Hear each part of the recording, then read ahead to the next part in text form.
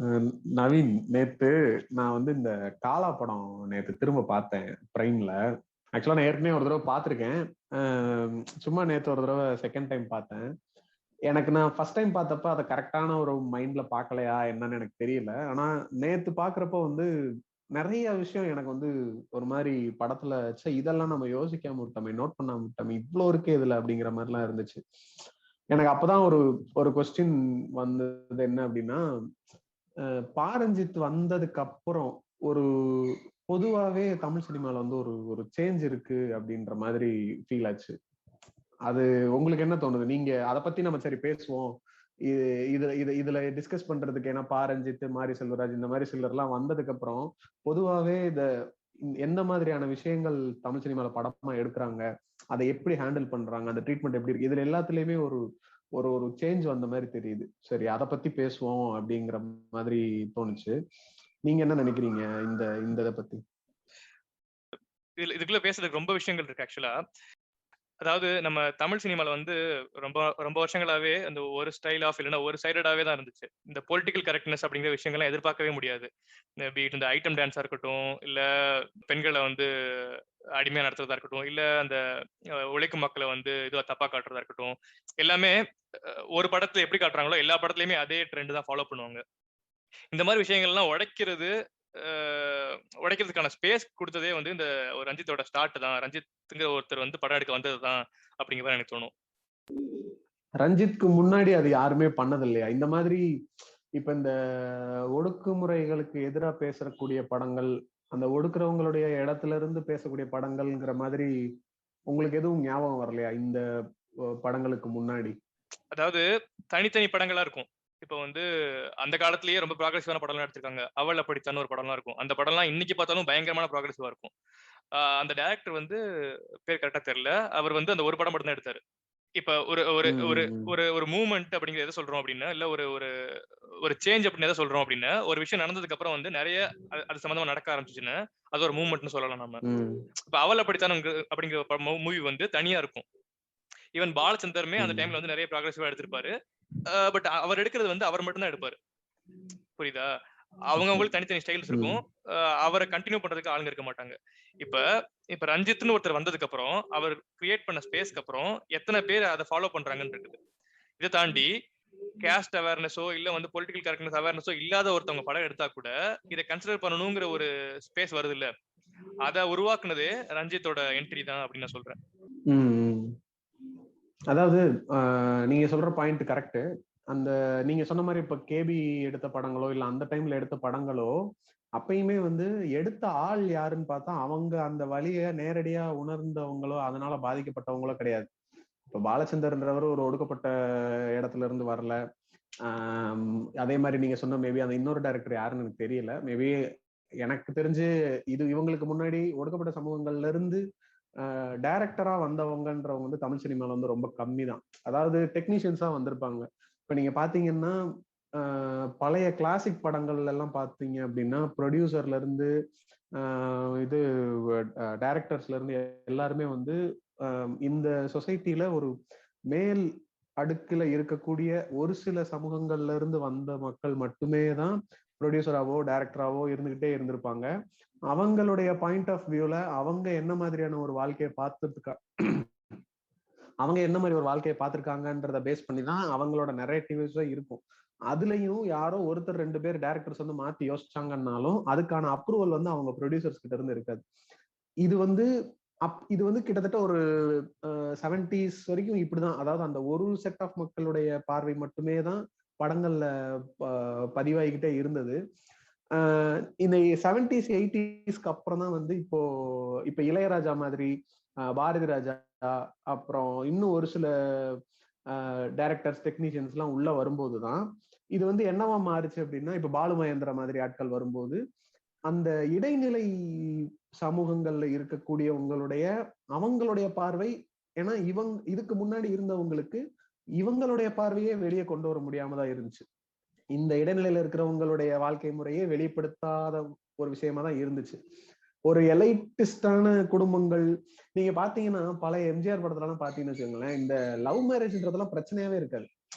அதாவது எம்ஜிஆர் வந்து யாரோ ஒரு பீரியட் லவ் பண்றாங்கன்னு இந்த பொண்ணு எனக்கு பிடிச்சிருக்குன்னு சொன்னா அது வந்து அந்த இடத்துல இந்த கேஸ்ட்ங்கிறது ஒரு பிரச்சனையா வந்து நிக்கிற மாதிரி படங்களே காட்டியிருக்கவே மாட்டாங்க. அது ஏன் அப்படின்னா அந்த காலத்துல வந்த படங்கள்ல மெஜாரிட்டி இருக்கக்கூடிய ஹீரோ ஃபேமிலி, ஹீரோயின் ஃபேமிலி எல்லாருமே ஒரே சமூகத்தை சேர்ந்தவங்களா மட்டும்தான் அந்த கதைகளே இருக்கும். சோ அவங்களுக்குள்ள இது ஒரு பிரச்சனையாவே வராது. இந்த கல்யாணம் இந்த மாதிரி விஷயங்கள்ல வந்து மதமோ ஜாதியோ பிரச்சனையா வருதுங்கிற மாதிரி வந்த படங்களே பாரதிராஜா டைமுக்கு அப்புறம் தான் அதிகமா வர ஆரம்பிச்சிச்சுன்னு நினைக்கிறேன். இப்ப அலைகள் ஓய்வதில தான் அலைகள் ஓய்வதில் வந்து ஏன் ரொம்ப பெரிய ஒரு விஷயமா பார்க்கப்பட்டுச்சுன்னா அதுல வந்து அந்த பொண்ணு கிறிஸ்டியனா இருக்கிற அந்த செயினை கலட்டி போடுறதோ பூணூல் அறுத்து போடுறதெல்லாம் ஒரு பெரிய விஷயம். இன்னைக்குமே அந்த சீன்லாம் எடுக்க முடியாதுன்னு நினைக்கிறேன். அந்த லெவல்ல இருக்கும்போது பாரதிராஜா மாதிரி ஒரு ஆள் அதை கொண்டு வந்தோடனே தான் அது ஒரு பெரிய சேஞ்சா இருந்துச்சு.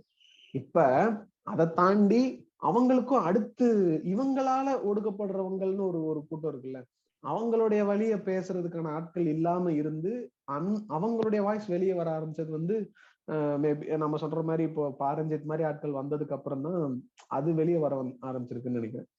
இல்ல அந்த காலத்துல இப்போ ஒரு நாட்டாமைன்னு காட்டுறாங்களோ இல்ல எஜமான்னு காட்டுறாங்களோ, இப்ப வந்து நான் ஒரு ஒடுக்கப்பட்ட சமூகத்தை சேர்ந்தவனா இருந்தா என்னால அவங்க கூட ரிலேட் பண்ணிக்க முடியாது இல்ல. இப்போ ஒரு படம் இருக்கு, ஒரு ஒரு ஒரு சமூகத்துல ஒரு படம் வைக்கிறாங்க அப்படின்னு அதுல கேஸ்ட் சொல்ல வேண்டிய அவசியம் என்ன அப்படிங்கிறது இருக்குது. இப்போ வந்து அவங்க தேவர்னு சொல்றாங்க இல்ல வந்து கவுண்டர்னு சொல்றாங்க அப்படின்னு அந்த தேவர் சமூகமோ கவுண்டர் சமூகமோ சேர்ந்தவங்க மட்டும்தான் எங்க பரம்பரை இப்படி இருந்துச்சு அப்படின்னு ரிலேட் பண்ணிக்க முடியும்.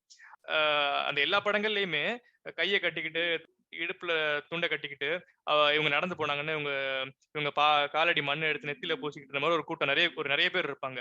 அந்த கூட்டத்துக்கான ஒரு ரெப்ரசன்டேஷன் எந்த படத்துலயுமே வந்ததே கிடையாது. அவங்க யாரு, அவங்க எல்லாம் என்ன பண்றாங்க அப்படிங்கிறதுக்கான ஒரு விஷயமே இருக்காது. அவங்க ஒண்ணு அவங்களெல்லாம் தப்பா காட்டுவாங்க, தப்பு பண்றவங்களா காட்டுவாங்க. அப்படி இல்ல அப்படின்னா அவங்களுக்கான ஒரு கதைக்களமே இருக்காது. அவங்க யாருன்னு அவங்க ரொம்ப இன்விசிபிளா இருப்பாங்களே தவிர அவங்க இருக்காங்களா இல்லையாங்கிற பேச்சே தெரியாது. அந்த மாதிரி இருக்கும். இதை உடைக்கிறதுக்கு ரொம்ப முக்கியம் அப்படின்னு சொல்றேன். அதாவது இப்ப நான் ஃபாரின்லாம் முன்னாடி வந்த படங்கள் வந்து கம்ப்ளீட்டா வந்து வெறும் ஒயிட்ஸ் சம்பந்தமான படமா தான் இருக்கும். கரெக்டா? பிளாக்ஸ்க்கான லைஃப் ஸ்டைல், பிளாக்ஸ் படுற கஷ்டத்தை கூட விடுங்க. பிளாக்ஸ் லைஃப்ல இருக்க சந்தோஷம் எதையுமே எடுக்க முடியாது. கரெக்டா?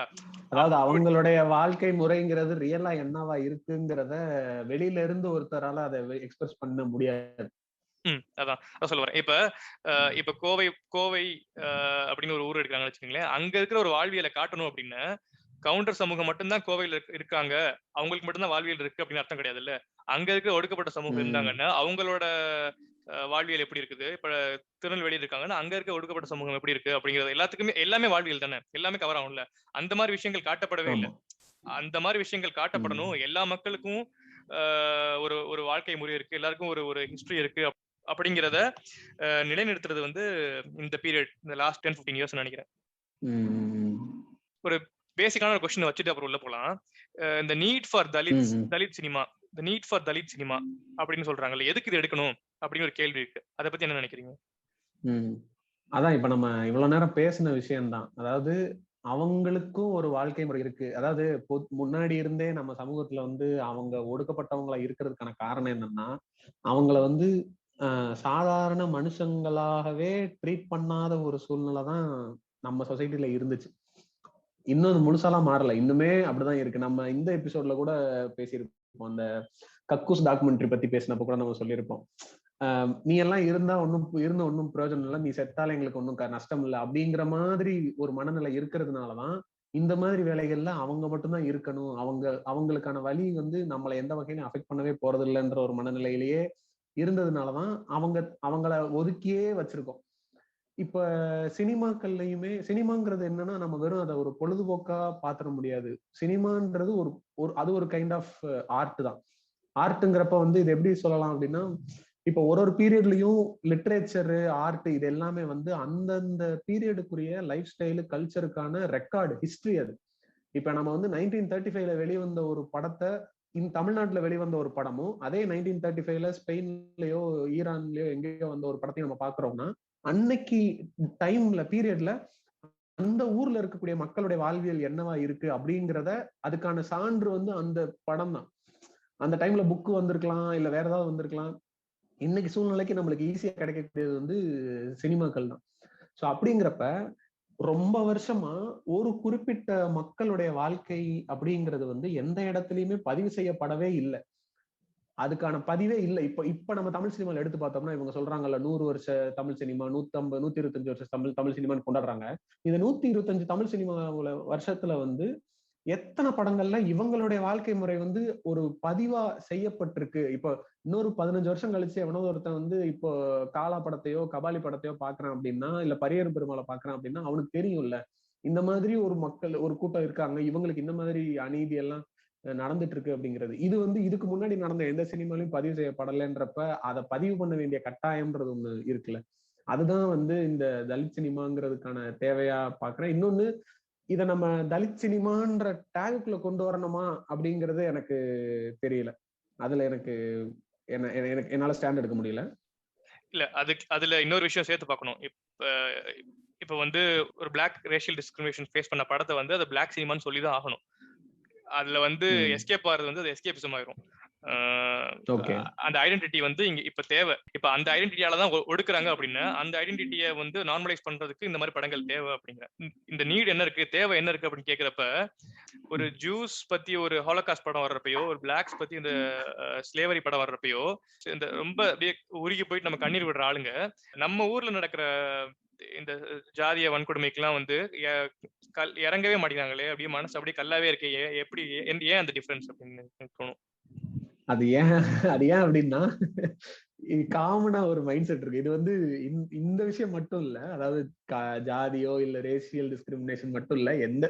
இப்ப ஏன் கிரேட் இந்தியன் கிச்சன் படம் பார்த்த உடனே நிறைய ஆண்களுக்கு வந்து அது போர் அடிக்கிற படமா தோணுது.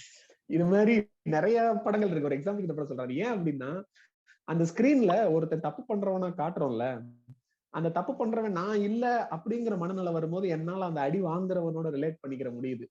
ஆனா ஏதோ ஒரு பாயிண்ட்ல அந்த அடிக்கிறான்ல அவன் பண்ண ஏதோ ஒரு விஷயம், சரி நம்மளும் ஒரு நாள் இதே மாதிரி பண்ணிருக்கோமேன்ற தாட் வந்துருச்சுன்னா அந்த அடி வாங்கினவனோட வலி வந்து எனக்கு என் மைண்ட் அதை எடுத்துக்கிறாது. அப்ப வந்து உடனே என் மைண்ட் என்ன பேசும்னா, என்ன இதெல்லாம் எங்க நடக்குது, இப்ப இல்லாம நிஜமாவேவா இருக்கு, ஏதோ இல்லாத ஒரு கதை எடுத்து பேசுறாங்கன்ற பேச தோணும்.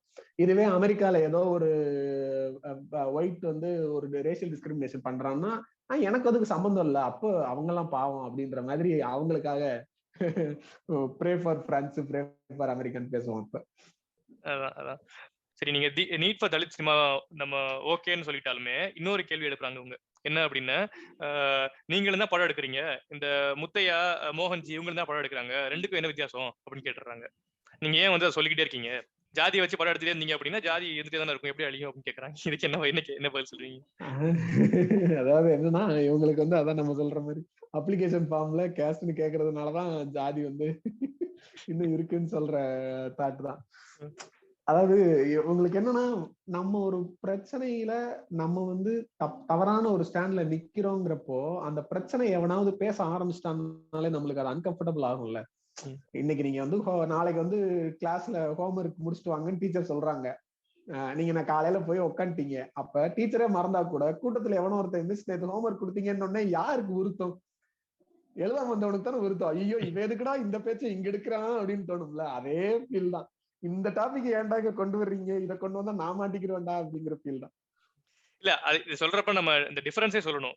முத்தையா மோகன்ஜிக்கும் ரஞ்சித், மாரி செல்வராஜ், வெற்றிமாறன் இவங்கெல்லாம் எடுக்கிறதுக்கும் என்ன டிஃபரன்ஸ் அப்படின்னு சொல்லணும்.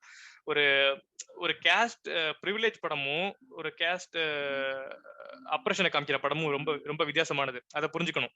இப்ப வந்து இவங்க வந்து எங்க கேஸ்ட் தான் பெருசு அப்படிங்கிற மாதிரி எந்த இடத்துலயுமே குறியீடு வைக்கவே இல்லை.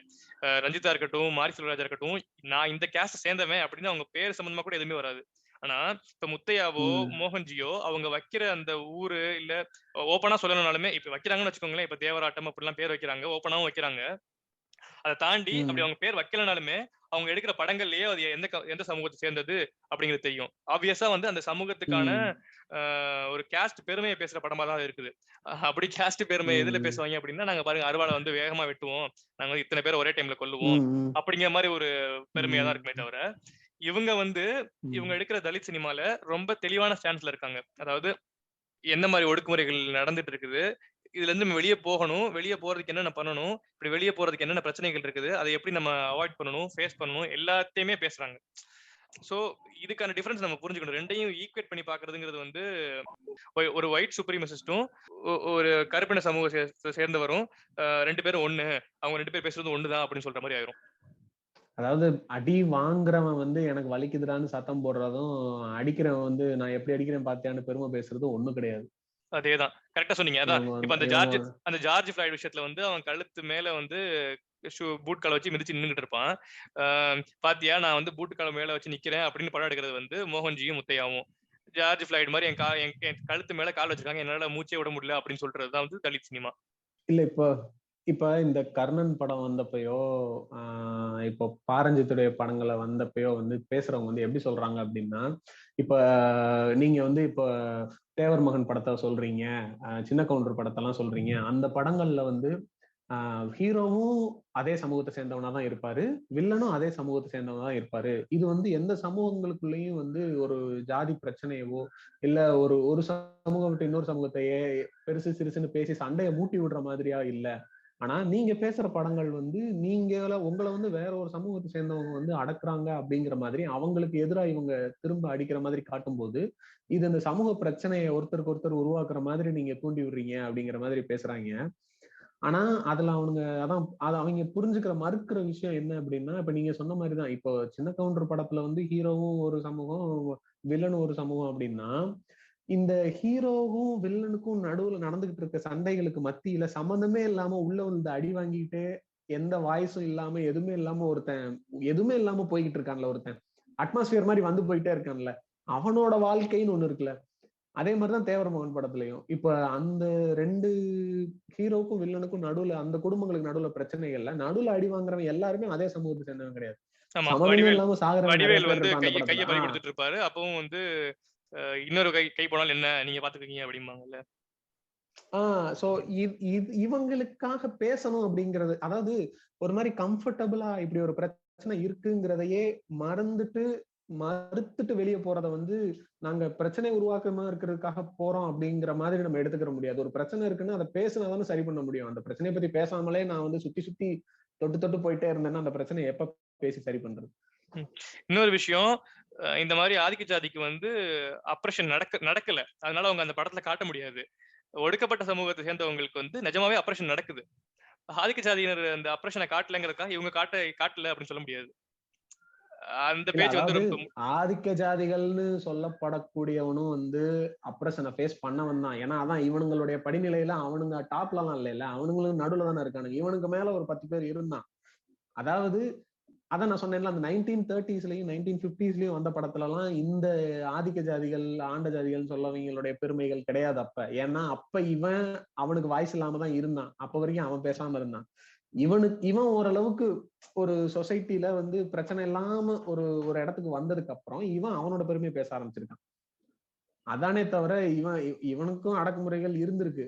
அதுதான் அந்த அந்த ஒரு புரிதல் வேணும்ல. அதாவது இவனுங்களுக்கு எது கம்ஃபர்டபுளா இருக்குன்னா, எனக்கு மேல 2 பேர் இருக்கான்றது எனக்கு பிரச்சனை இல்ல. ஆனா எனக்கு கீழ நீ ஒரு 2 பேரை கொடுத்தேன்னா, நான் இவனை அடிச்சுட்டு உன்கிட்ட நான் அடியும் வாங்கிக்கிறேன். அப்படிங்கிற மாதிரி கம்ஃபர்டபுளா நடுவுல உட்காந்துக்கிறானுங்க. ஆமா.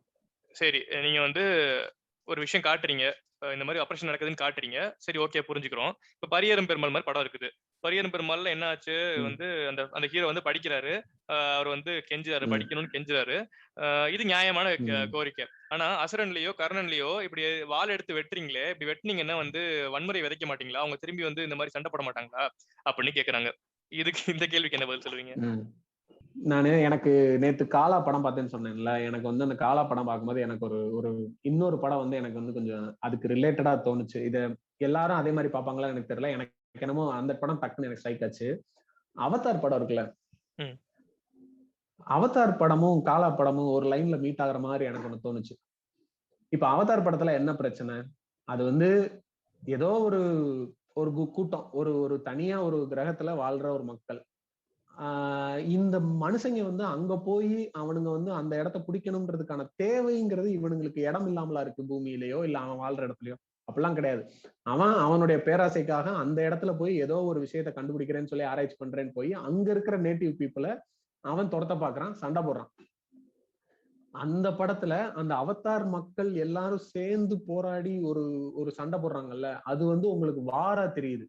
அது வந்து ஒரு மிகப்பெரிய ரெவல்யூஷனா உங்களுக்கு தெரியுது. ஆனா அதே இது சிம்பிளா ஒரு இந்த மாதிரி மும்பைல இருக்க தாராவி மாதிரி ஒரு ஏரியால சேரிகள் மாதிரி இருக்கிற இடங்கள்ல இருக்கிற ஒரு மக்களை வந்து இவனுங்களுடைய இந்த பியூர் மும்பை கிளீன் இந்தியான்ற மாதிரி வார்த்தைகளை யூஸ் பண்ணி இவங்களை ஊரை விட்டு அப்புறப்படுத்துறோம் அப்படிங்கிற மாதிரி ஒரு விஷயத்த கொண்டு வரும்போது அவனுங்க திருப்பி கேள்வி கேட்கறதோ திருப்பி போராடுறதோ மட்டும் ஏன் உனக்கு வன்முறையா தெரியுது, அது ஏன் வாரா தெரியல, அதையும் புரட்சியா தெரியல.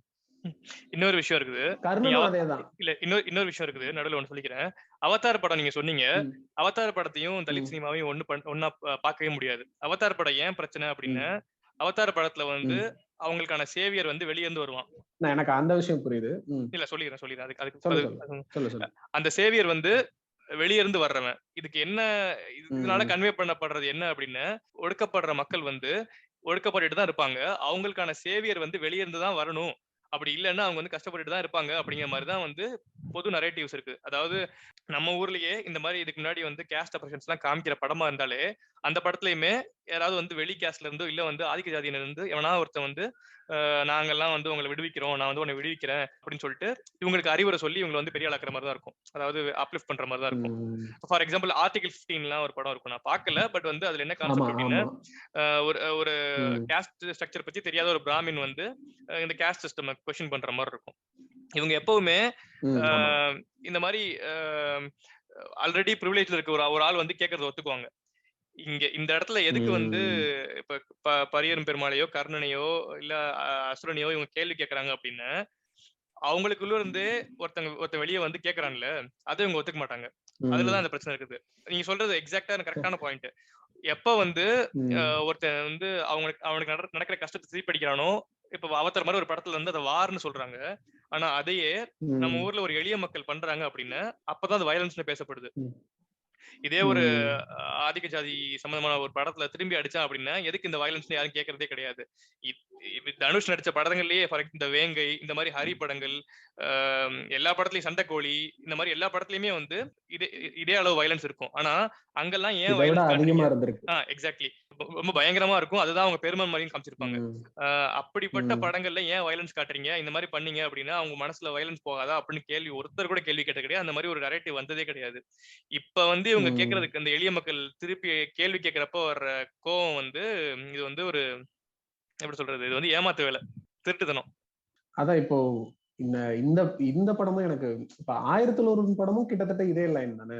அந்த இடத்துல உங்களுக்கு ஏன் அது வந்து வன்முறை தூண்டுற மாதிரி இல்ல 2 இனங்களுக்கு நடுவில் நடக்கிற பிரச்சனை மாதிரி உங்களுக்கு ஏன் தோணல அப்படின்னா, அவன் முன்னாடியே சொல்லிட்டான், ஓடி போய் ஒளிஞ்சவன் சோழர் பரம்பரை அப்படின்னு. சோழர் பரம்பரைன்னு நம்மளுக்குள்ள ஒரு ஃபயர் வந்திருக்கும். சம்மடா அவனுங்கன்னா இப்ப ரிட்டன் சண்டை அடிப்பானுங்கப்பா, அவனுக்கு சண்டை போடுறது நியாயம் தான்ப்பா அப்படிங்கிற மாதிரி ஒரு மைண்ட் நம்மளுக்கு சைக்காலஜி செட் ஆயிருது. ஆனா இவங்கன்னு வரும்போது இவன் எப்படி சண்டை போடலாம், இவன் சண்டையெல்லாம் போடக்கூடாது, இவன் கெஞ்சி தானே கேட்கணும் அப்படிங்கிற மாதிரி மனநிலை இருக்கிறதுனாலதான் இவங்க சண்டை போடுறப்ப மட்டும் அது வந்து ஒரு வன்முறையை தூண்டுறதாவோ. அதாவது இது என்ன தெரியுமா, அது நான் வந்து எங்க ரிலேட்டிவ்ஸ் கூட தான் போய் கர்ணன் படம் எல்லாம் பார்த்தேன். படம் பார்த்துட்டு ஒரு சிலர் எல்லாம் சொல்றது எப்படி சொல்றாங்க அப்படின்னா, இந்த மாதிரி படங்களை பார்த்துட்டு தான்டா அந்த அந்த பசங்க எல்லாம் வந்து ஒரு மாதிரி திமிராயிடுறாங்கடா, அவனுங்களுக்கு வந்து அத ஒரு மாதிரி ஹேண்டில் பண்ண தெரியல அப்படி இப்படி. ஏன் அப்போ உங்க இதுல இருக்கிறவனோ உங்களுடைய அதே சமூக அடுக்குல இருக்கக்கூடிய மற்ற ஜாதி பசங்களும் அவனுங்களுக்கு எல்லாம் வந்து இப்ப இந்த மாதிரி அவனுங்களுடைய ஜாதி பெருமை பேசுற படங்களை பாக்குறப்ப வந்து அவனுங்களுக்கு அதே திமிரோ அதே அந்த இதே மாதிரி ஹேண்டில் பண்ண தெரியாத லெவலுக்கு அந்த இதெல்லாம் அவனுங்களுக்கு வர்றது இல்லையா?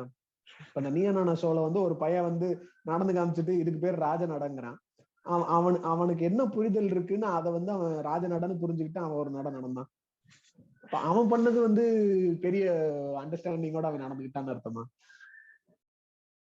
அதாவது தேவர் மகன், விருமாண்டி இந்த மாதிரி படங்கள் எல்லாம் கொம்பு சீவி விட்டு நிறைய பேர் வந்து சுத்திக்கிட்டு இருந்தாங்க. மத யானை கூட்டம் இந்த மாதிரி படங்கள் எல்லாம் வந்து எல்லாமே வந்து தூண்டி விடுற மாதிரி படங்களா தான் இருக்கும்.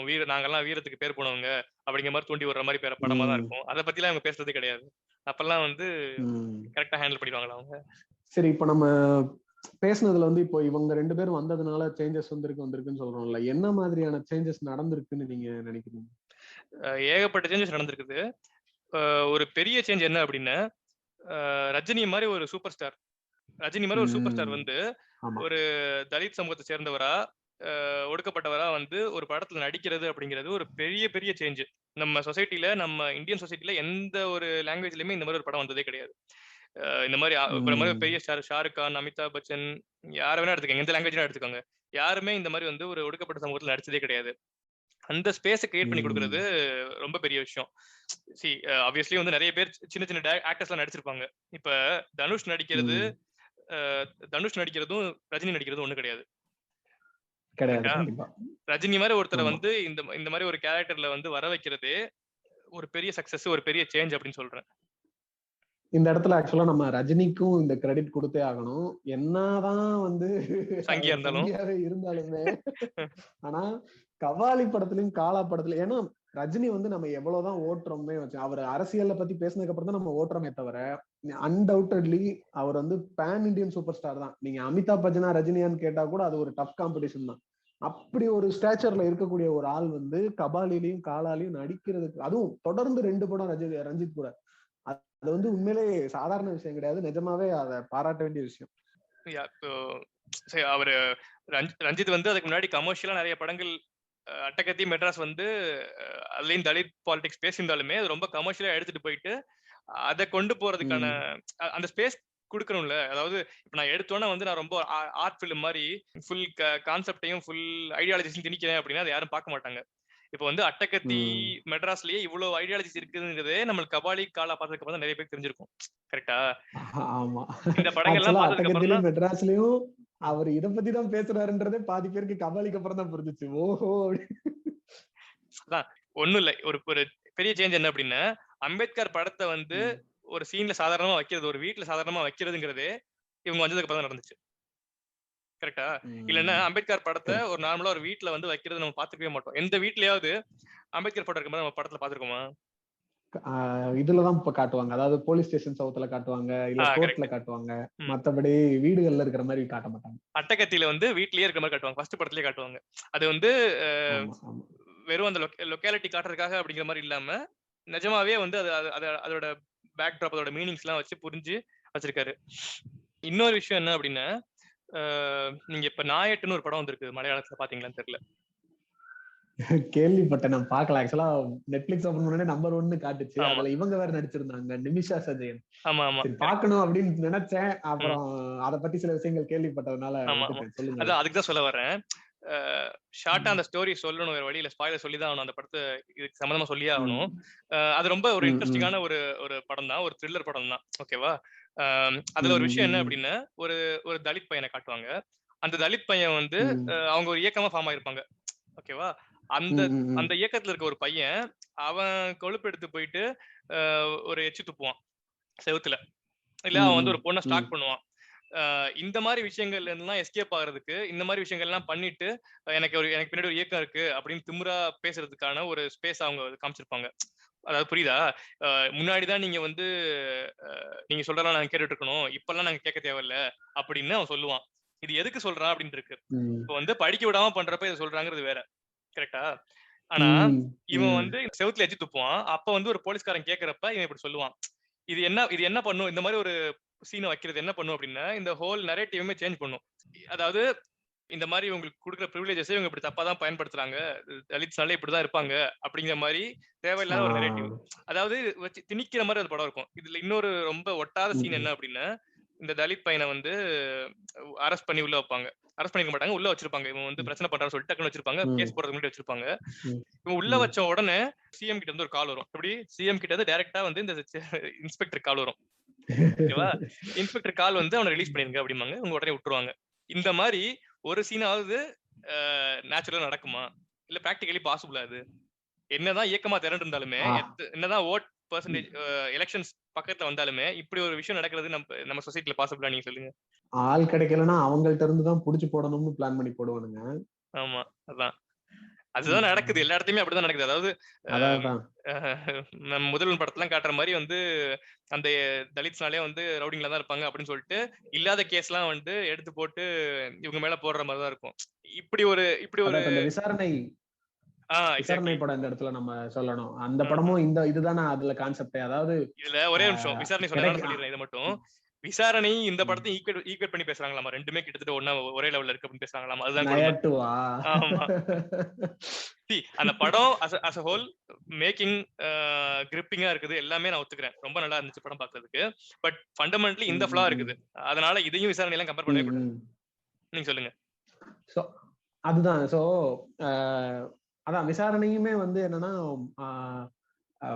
அந்த இடத்துல அந்த கேஸுக்கு நிஜமா எவன் தப்பு பண்ணானோ அவன் யாருன்னு தெரிஞ்சாலும் அவனை போட்டு பிடிக்க முடியாதுன்ற காரணத்தினால இந்த மாதிரி ஒடுக்கப்பட்ட சமூகத்துல இருந்து ஒரு 4 பேர் சிக்கியிருக்கானுங்கன்றதுனால அவனுங்களை வச்சு அந்த கதையை முடிக்கிறது தான் அந்த படமே. அதுதான் ரியாலிட்டி. அதனாலதான் அந்த படம் வந்து அவ்வளவு தூரம் ரீச் ஆச்சு, விசாரணை படம்.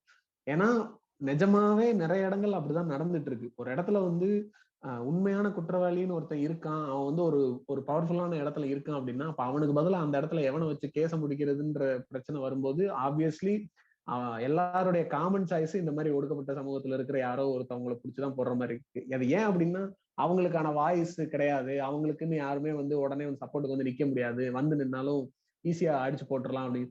நம்ம பரியரும் பெருமாள்லயுமே அந்த சீன் வரும்ல. பரியரும் பெருமாள் படத்துலயுமே எதுக்கு எடுத்தாலும் எங்க ஊர் ஆளுகளை புடிச்சிட்டு போயிடறானுங்க சார்ன்னு சொல்லி ஒரு ஸ்டேஷன்ல ஒரு சீன் வரும்.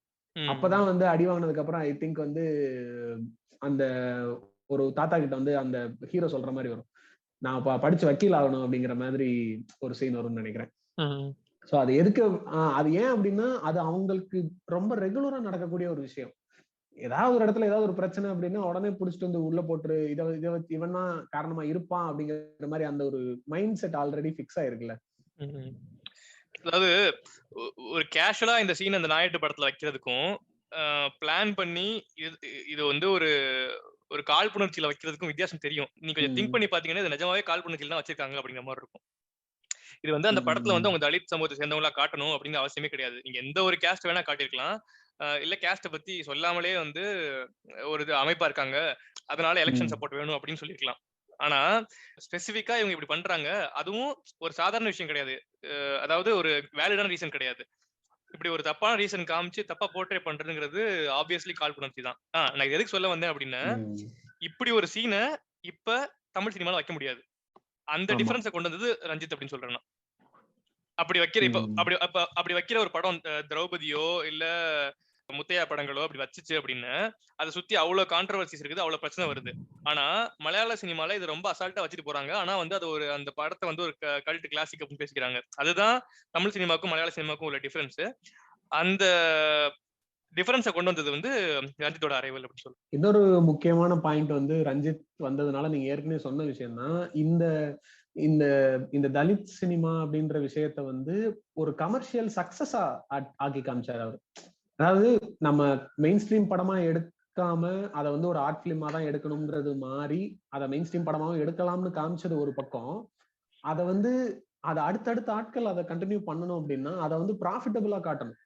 இப்ப அட்டகத்தியும் ப்ராஃபிட்டபிள் மூவி தான், அது ரொம்ப லோ பட்ஜெட் மூவி, ஆனா அது வந்து நல்ல ப்ராஃபிட் எடுத்துச்சு. அண்ட் மெட்ராஸ் வந்து பயங்கரமான ஒரு ஹிட்டான ஒரு படம் அது.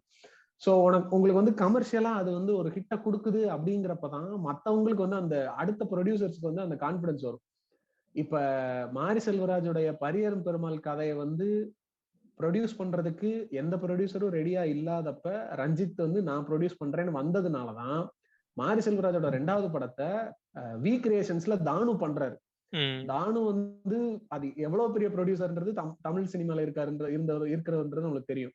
அவரு கர்ணன் மாதிரி ஒரு படத்தை எடுக்கணும் அப்படின்னா அதுக்கு வந்து ஃபர்ஸ்ட் தனுஷ் வந்து அந்த படத்துக்கு ஒத்து போனதுனாலதான் அவர் அந்த படத்தை எடுக்க ஒத்துக்கிட்டாரு. அதுக்கு இன்னொரு ரீசன் என்னன்னா அதுக்கு முன்னாடி தனுஷ் அசுரன் ஒத்துக்கிட்டு அசுரனை தானு எடுத்தாரு. சோ அந்த படம் கமர்ஷியலா பயங்கர ஹிட் ஆனதுனாலதான் தானு வந்து திரும்ப இன்னொரு இன்வெஸ்ட்மெண்ட்டை தனுஷ் மேல போடுறதுக்கு ரெடியா இருக்காரு. தனுஷும் அதே மாதிரி ஒரு கதை மேல நம்பிக்கை வச்சு நடிக்கிறது தயாராகிறாரு. இதுக்கெல்லாம் ஸ்டார்டிங் பாயிண்ட் எங்கன்னு பார்த்தோம்னா பரியரும் பெருமாள்ல ரஞ்சித் வந்து மாரி செல்வராஜை நம்பி அந்த படம் எடுத்தது. அதுவும் கமர்ஷியலா ஹிட் ஆகி ஒரு வசூலை கொடுத்த படமா இருக்க போய் தான் இது அடுத்து தொடர முடியுது. அதாவது மாரி செல்வராஜை உருவாக்குனது ராம் அப்படின்னு எல்லாமே சொல்லுவாங்க. ராமே சொல்லியிருப்பாரு, நான் இல்லைன்னா வேற யாராவது மாரி செல்வராஜ் உருவாக்கி இருப்பாங்க, நான் இல்லைன்னா கண்டிப்பா வந்து ஒரு 10 வருஷம் கழிச்சு 15 வருஷம் கழிச்சு மாரி செல்வராஜ் படம் எடுத்திருப்பாரு. இல்ல இந்த மாதிரி கதைகள் வந்து நானோ வெற்றிமாறனோ எங்களை மாதிரி ஆளுங்க வந்து இன்னொரு 10-15 வருஷம் கழிச்சு எடுத்திருப்பாங்க. ஆனா இன்னைக்கு மாரி செல்வராஜால இந்த மாதிரி ஒரு படம் எடுக்கிறதுக்கு முடிஞ்சது காரணம் வந்து ரஞ்சித் தான். அவர் வந்து ஒரு ஒரு 10-15 வருஷம், ஒரு 10 வருஷத்துக்கு முன்னாடியே இந்த இந்த தமிழ் ஃபிலிம் கதைக்களத்தை வந்து மாத்திட்டாரு, இந்த நரேட்டிவ்ஸை மாத்திட்டாரு. அதனாலதான் இன்னைக்கு எடுக்க முடிஞ்சுச்சு. இல்லைன்னா வந்து பரியேறும் பெருமாள் இன்னைக்கு எடுத்துக்கவே முடியாது அப்படின்னு சொல்லியிருப்பாரு. இவன் வெற்றிமாறனுமே இதே தான் சொல்லுவாரு. ஒரு பெரிய கேம் சேஞ்சர் வந்து ரஞ்சித் அப்படின்னு சொல்லியிருப்பாரு. இப்ப இன்னொரு சேஞ்ச் என்ன அப்படின்னா, வெற்றிமாறன் வந்து இப்போ ஒரு பிலிம் இன்ஸ்டியூட் ஆரம்பிச்சிருக்காரு. அது நீங்க பத்தி கேள்விப்பட்டிருப்பீங்கன்னு நினைக்கிறேன். ஆமா, நானும் ஆக்சுவலா கேள்விப்பட்டேன். இப்ப வெற்றிமாறன் வந்து இப்ப என்ன பண்ணிருக்காருன்னா, இப்போ இப்ப இருக்கிற சிச்சுவேஷன்ல வந்து தமிழ் சினிமால வந்து இந்த அசிஸ்டன்ட் டைரக்டரா ஜாயின் பண்ணி ஒரு டைரக்டர்கிட்ட ஒர்க் பண்ணிட்டு அதுக்கப்புறம் டைரக்டர் ஆகுறதுல வந்து எல்லாருக்குமான வாய்ப்புகள் கிடைக்க மாட்டேங்குது அப்படின்ற மாதிரி சொல்லியிருந்தாரு. அதான் ஆக்சுவலா நான் ரீசெண்டா எங்க எங்க கேள்விப்பட்டேன்னு தெரியல, ஏதோ ஒரு இடத்துல கேட்டேன். ஒரு சினிமா இண்டஸ்ட்ரியில இருக்கிறவங்க யாரோ ஒரு கொடுத்த பேட்டிலேயே அதுலயே வந்து கேட்டிருந்தது. அசிஸ்டன்ட் டைரக்டரா போய் ஜாயின் பண்ண போறப்பே வந்து முதல் கேள்வி நீங்க வந்து என்ன ஆளுங்க அப்படின்னு கேட்டுதான் சேர்க்கிறாங்க அப்படிங்கிற மாதிரி எல்லாம் இருந்துச்சு. சோ அப்படிங்கிறப்ப இந்த மாதிரி ஒடுக்கப்பட்ட சமூகத்துல இருந்து இந்த மாதிரி சினிமாக்குள்ள வரணும்னு நினைக்கிறவங்களுக்கான வாய்ப்பு வந்து ஒண்ணு சொசைட்டி வைஸாவே பிரச்சனையா இருக்கு. இன்னொன்னு ரொம்ப எக்கனாமிக்கலி வீக்கரா இருக்கிறவங்களுக்கு வந்து இந்த மாதிரி பிலிம் இன்ஸ்டியூட் இந்த மாதிரி விஷயங்கள் எல்லாம் சேர்ந்து ஒரு கோர்ஸா படிக்கிறதுக்கான அந்த அளவுக்கு வந்து அந்த கோர்சஸ் இல்லை. ஏன்னா அதெல்லாம் ரொம்ப காஸ்ட்லியான கோர்சஸ் தான் இருக்கு இப்போ. ஸோ அவரு வெற்றிமாறன் வந்து இப்போ என்ன பண்றாங்கன்னா, அவர் வந்து சொந்தமா ஒரு பிலிம் ட்ரைனிங் இன்ஸ்டியூட் மாதிரி ஒன்று ஸ்டார்ட் பண்ணி அதுல வந்து எப்படி எடுக்கிறாங்க அப்படின்னா, ஒவ்வொரு டிஸ்ட்ரிக்ட்லயும் எக்கனாமிக்கலி அண்ட் சோசியலி ரொம்ப பின்தங்கி இருக்கிற மாணவர்கள்ல யாரெல்லாம் இந்த மாதிரி சினிமாக்குள்ள வர்றதுக்கான இன்ட்ரெஸ்ட் இருக்காங்க அப்படிங்கிறவங்கள நேரடியா அவங்கள இன்டர்வியூ மாதிரி எடுத்து அசஸ் பண்ணி அவங்களுடைய வீடு சூழ்நிலைகள் எல்லாத்தையும் பார்த்து ஒரு வருஷத்துக்கு இத்தனை பேர் அப்படிங்கிற மாதிரி ஒரு ஃபிக்ஸட் நம்பர் ஆஃப் பீப்புளை வந்து செலக்ட் பண்ணி அவங்களுக்கு வந்து போர்டிங் அண்ட் லாட்ஜிங் ரெண்டுமே ஃப்ரீயா கொடுத்து அந்த இன்ஸ்டிடியூட்ல வந்து ஒரு வருஷ கோர்ஸ் மாதிரி டீச் பண்ண போறதா சொல்லியிருக்காங்க. அதுல முக்கியமான விஷயம் என்னன்னா, வெற்றிமாறனே டைரக்டா அதுல ஒரு ஃபேக்கல்ட்டியா இருந்து அவங்களுக்கு டீச் பண்ண போறாரு. அண்ட் அதுல வெறும் சினிமா கிராஃப்ட் மட்டும் அப்படின்ற மாதிரி இல்லாம பொலிட்டிக்கல் சயின்ஸ், இங்கிலீஷ், அதோட சேர்ந்து சினிமா டெக்னிக்கல் கிராஃப்ட்ஸ் எல்லாத்தையுமே வந்து கத்துக் கொடுக்க போறதா சொல்லியிருக்காங்க. சினிமா டெக்னிக்கல் கிராஃப்ட்லாம் தாண்டி சமூக நீதி சொல்லி கொடுக்குறாங்க. அந்த அரசியல் சொல்லி கொடுக்கிறது ரொம்ப அவசியம் அப்படிங்கிறேன். அதாவது இப்ப வந்து கார்த்திக் நரேன் மாதிரி டெக்னிக்கலி சவுண்ட் ஆட்கள்லாம் வர்றாங்க, நிறைய பேர் வர்றாங்க. பட் அந்த சமூக புரிதலே இல்லாம நீங்க இந்த படத்தெல்லாம் பார்த்திருப்பீங்க, துருவங்கள் 16 படத்தெல்லாம் பார்த்திருப்பீங்க. தலித்ஸ்னா அந்த அம்பேத்கர் நகர்ல இருந்து வர்றவங்க, அவங்க வந்து தப்பு பண்ணிருப்பாங்க, கிரிமினல்ஸ். இந்த மாதிரி ஒரு பொது புத்திலேயே படம் எடுக்கிறாங்கல்ல, இதெல்லாம் உடைக்கிறதுக்கு ஆப்வியஸ்லி வந்து படம் எடுக்கிறவங்க ரொம்ப ரெஸ்பான்சிபிளான பீப்புள்.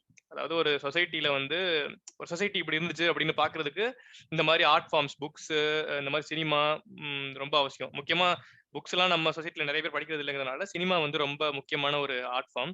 ஸோ அப்படி எடுக்கிறவங்க, அதை படைக்கிறவங்க வந்து இதுல தெளிவா இருக்கணுங்கிறதுக்கு இந்த வெற்றிமாறனோட ஸ்டெப் வந்து ரொம்ப இம்பார்ட்டன்ட் ஸ்டெப். இப்ப 30 பேர் ட்ரெயின் பண்றாங்க அப்படின்னா அது ஒரு 15-20 பேர் வந்து ஒரு 10 வருஷம் கழிச்சு படம் எடுக்கிறாங்கனாலுமே அந்த 15-20 பேர்ல ஒரு 10 பேர் வந்து சோஷியலி அவேர், சோஷியலி ரெஸ்பான்சிபிள் படம் எடுக்கிறாங்க அப்படின்னா அது வந்து நம்ம சொசைட்டிக்கு வந்து ஒரு பெரிய அட்வான்டேஜ். ஆமா, இது நிஜமாவே யோசிச்சு பார்த்தா ஒரு ஒரு 2-3 வருஷத்துல ஒரு கூட்டம் பெருசாயிரும்ல. இந்த புரிதலோட இந்த அண்டர்ஸ்டாண்டிங்கோட படம் எடுக்கிற கூட்டம் பெருசாகும் போது அந்த புரிதல் இல்லாம எடுக்கிறவனுக்கும் நம்ம ஏற்கனவே சொன்ன மாதிரி அந்த ஒரு அவேர்னஸ் வர ஆரம்பிச்சுல. ஓகே, இந்த இடத்துல இந்த சீன் வச்சா இது பிரச்சனை ஆகும்ன்றது தெரியும் போது ஆட்டோமேட்டிக்கா அவன் கரெக்டா எடுக்க வேண்டிய கட்டாயத்துக்கு தள்ளப்படுவான்ல. அந்த சேஞ்ச் தான் முக்கியமான ஒரு விஷயம்.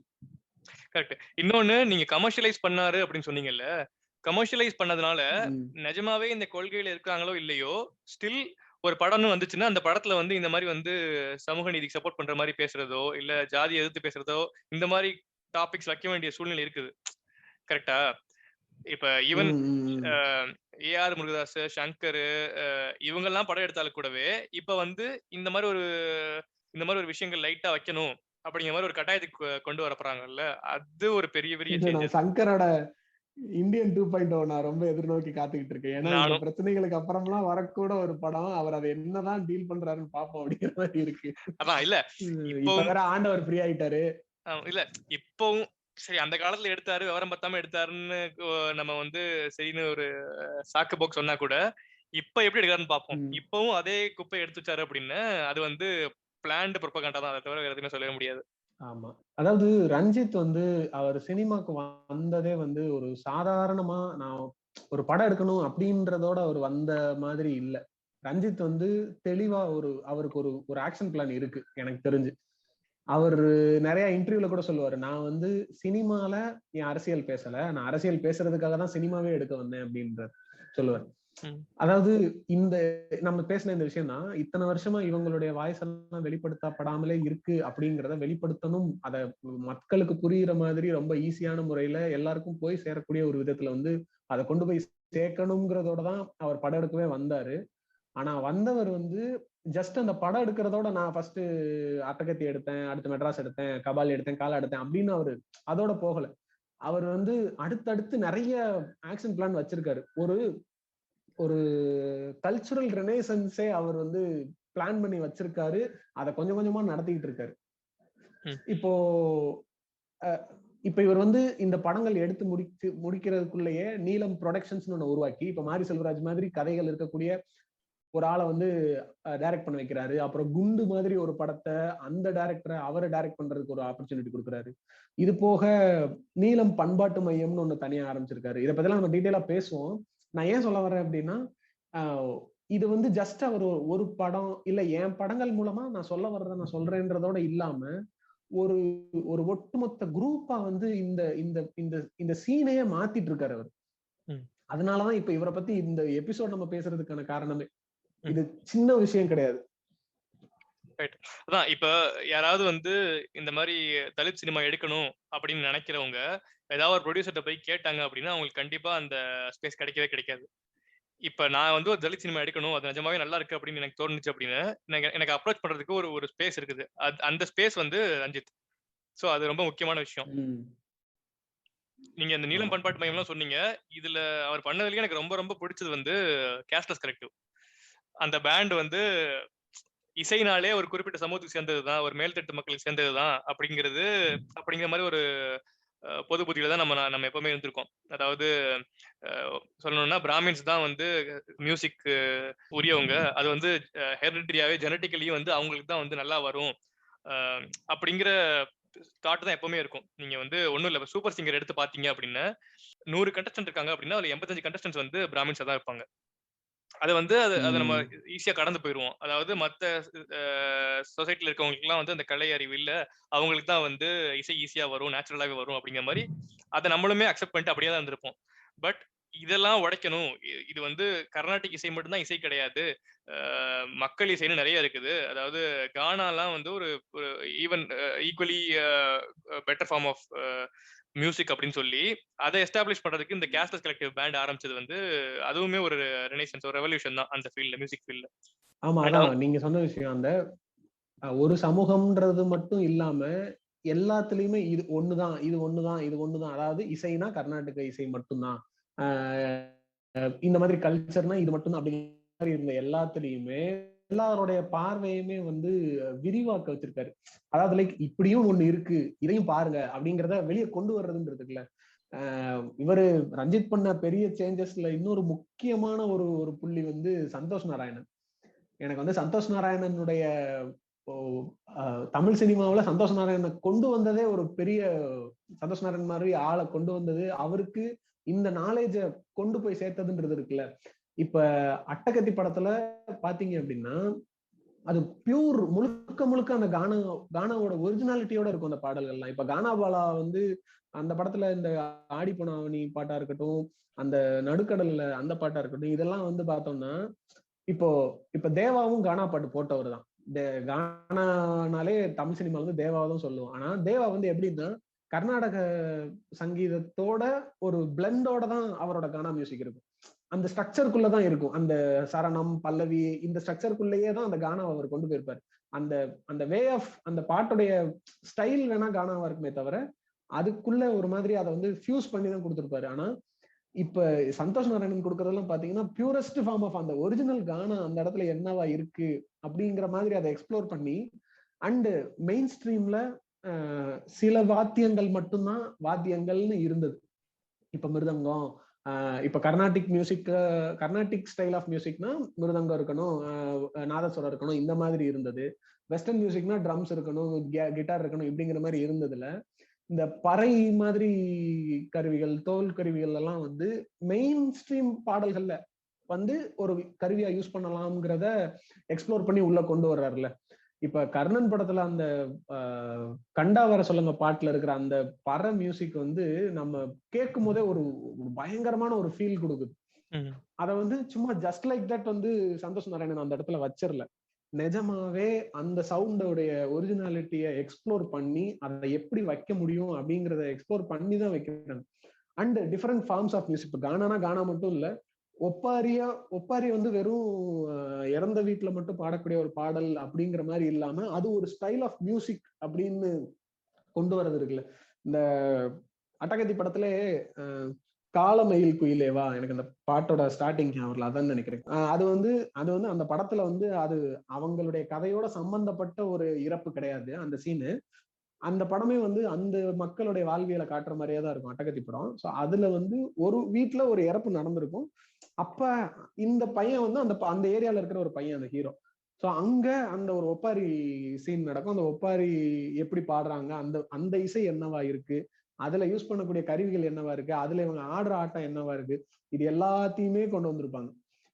இத பேசணும்னா ஆக்சுவலா சந்தோஷ் நாராயணனை பத்தியே தனியா ஒரு எபிசோட் அதான் சொல்லலாம் இருந்தேன். சந்தோஷ் நாராயணன் பத்தி தனியா ஒரு எபிசோட் போட்டே ஆகணும். இப்ப இந்த மாதிரி பீக்ல இருக்க ஒரு மியூசிக் டைரக்டர் வந்து பாரிஸ் ஜெயராஜ்னு ஒரு இந்த படத்துல ஃபுல் கானா சாங்ஸா வச்சு ஒரு ஆல்பம் போட முடியும் அப்படிங்கறதே வந்து எல்லா ஸ்டீரியோ டைப்ஸையும் உடைக்கிறது தான். அதாவது இப்ப ஏஆர் ரஹ்மான் மாதிரி ஒரு பிற்களையே பெஸ்ட்னு சொல்லப்படுற ஒரு மியூசிஷியன் கூட இந்த மாதிரிலாம் பண்ண மாட்டாரு.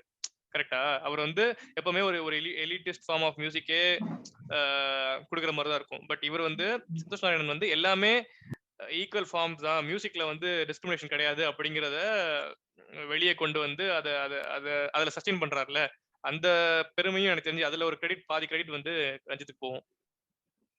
ஆமா, அது சந்தோஷ் நாராயணனே சொல்லியிருக்காரு, எனக்கு இந்த அறிவெல்லாம் கொடுத்ததே இந்த ஸ்பேஸ்க்குள்ள என்னை இன்ட்ரோடியூஸ் பண்ணதே ரஞ்சித் தான் அப்படிங்கிற மாதிரி சொல்லியிருப்பாரு. அதுக்கப்புறம் தான் நான் அதுல எக்ஸ்ப்ளோர் பண்ண ஆரம்பிச்சேன்னு ஒரு ட்வீட் போட்டிருந்தாரு சந்தோஷ் நாராயணன். உங்களை சுத்தி எதுவுமே நடக்கலங்கிறதுக்காக வந்து இப்பெல்லாம் யார் ஜாதி பாக்குறான்னு நீங்க கேட்காதீங்க, உங்க சர்க்கிள்ல இல்ல அப்படின்னா எங்கேயுமே இல்லைன்னு அர்த்தம் கிடையாது, எம்பேத்தட்டிக்கா இருக்க பழகிக்கோங்க அப்படின்னு போட்டிருக்காரு. இந்த மாதிரி ஒரு ட்வீட்டை ஒரு செலிபிரிட்டி எங்க போடுறாங்க நம்ம ஊர்ல? அந்த தைரியம் ஒண்ணு வரணும்ல. தைரியத்தை விடுங்க, அந்த எம்பத்தி எங்க வரணும்ல. எம்பத்திங்கிற விஷயமே இல்லாம நல்லா வந்து ஏசி வீட்டுல இருந்துட்டு எல்லாரும் சொல்றது இருக்குல்ல, வித்தியாசம் இருக்குல்ல, அதுக்கும் இதுக்கு வித்தியாசம் இருக்குல்ல. சரி, இவரும் ஏசி வீட்டுல தான் இருக்காரு, நான் வந்து இவர் வந்து எல்லாத்துக்கும் கொடுத்துறாரு அப்படின்னு அர்த்தம் கிடையாது. ஆனா மத்தவங்களோட வழியை புரிஞ்சுக்கிட்டு அவங்களோட வழியை வந்து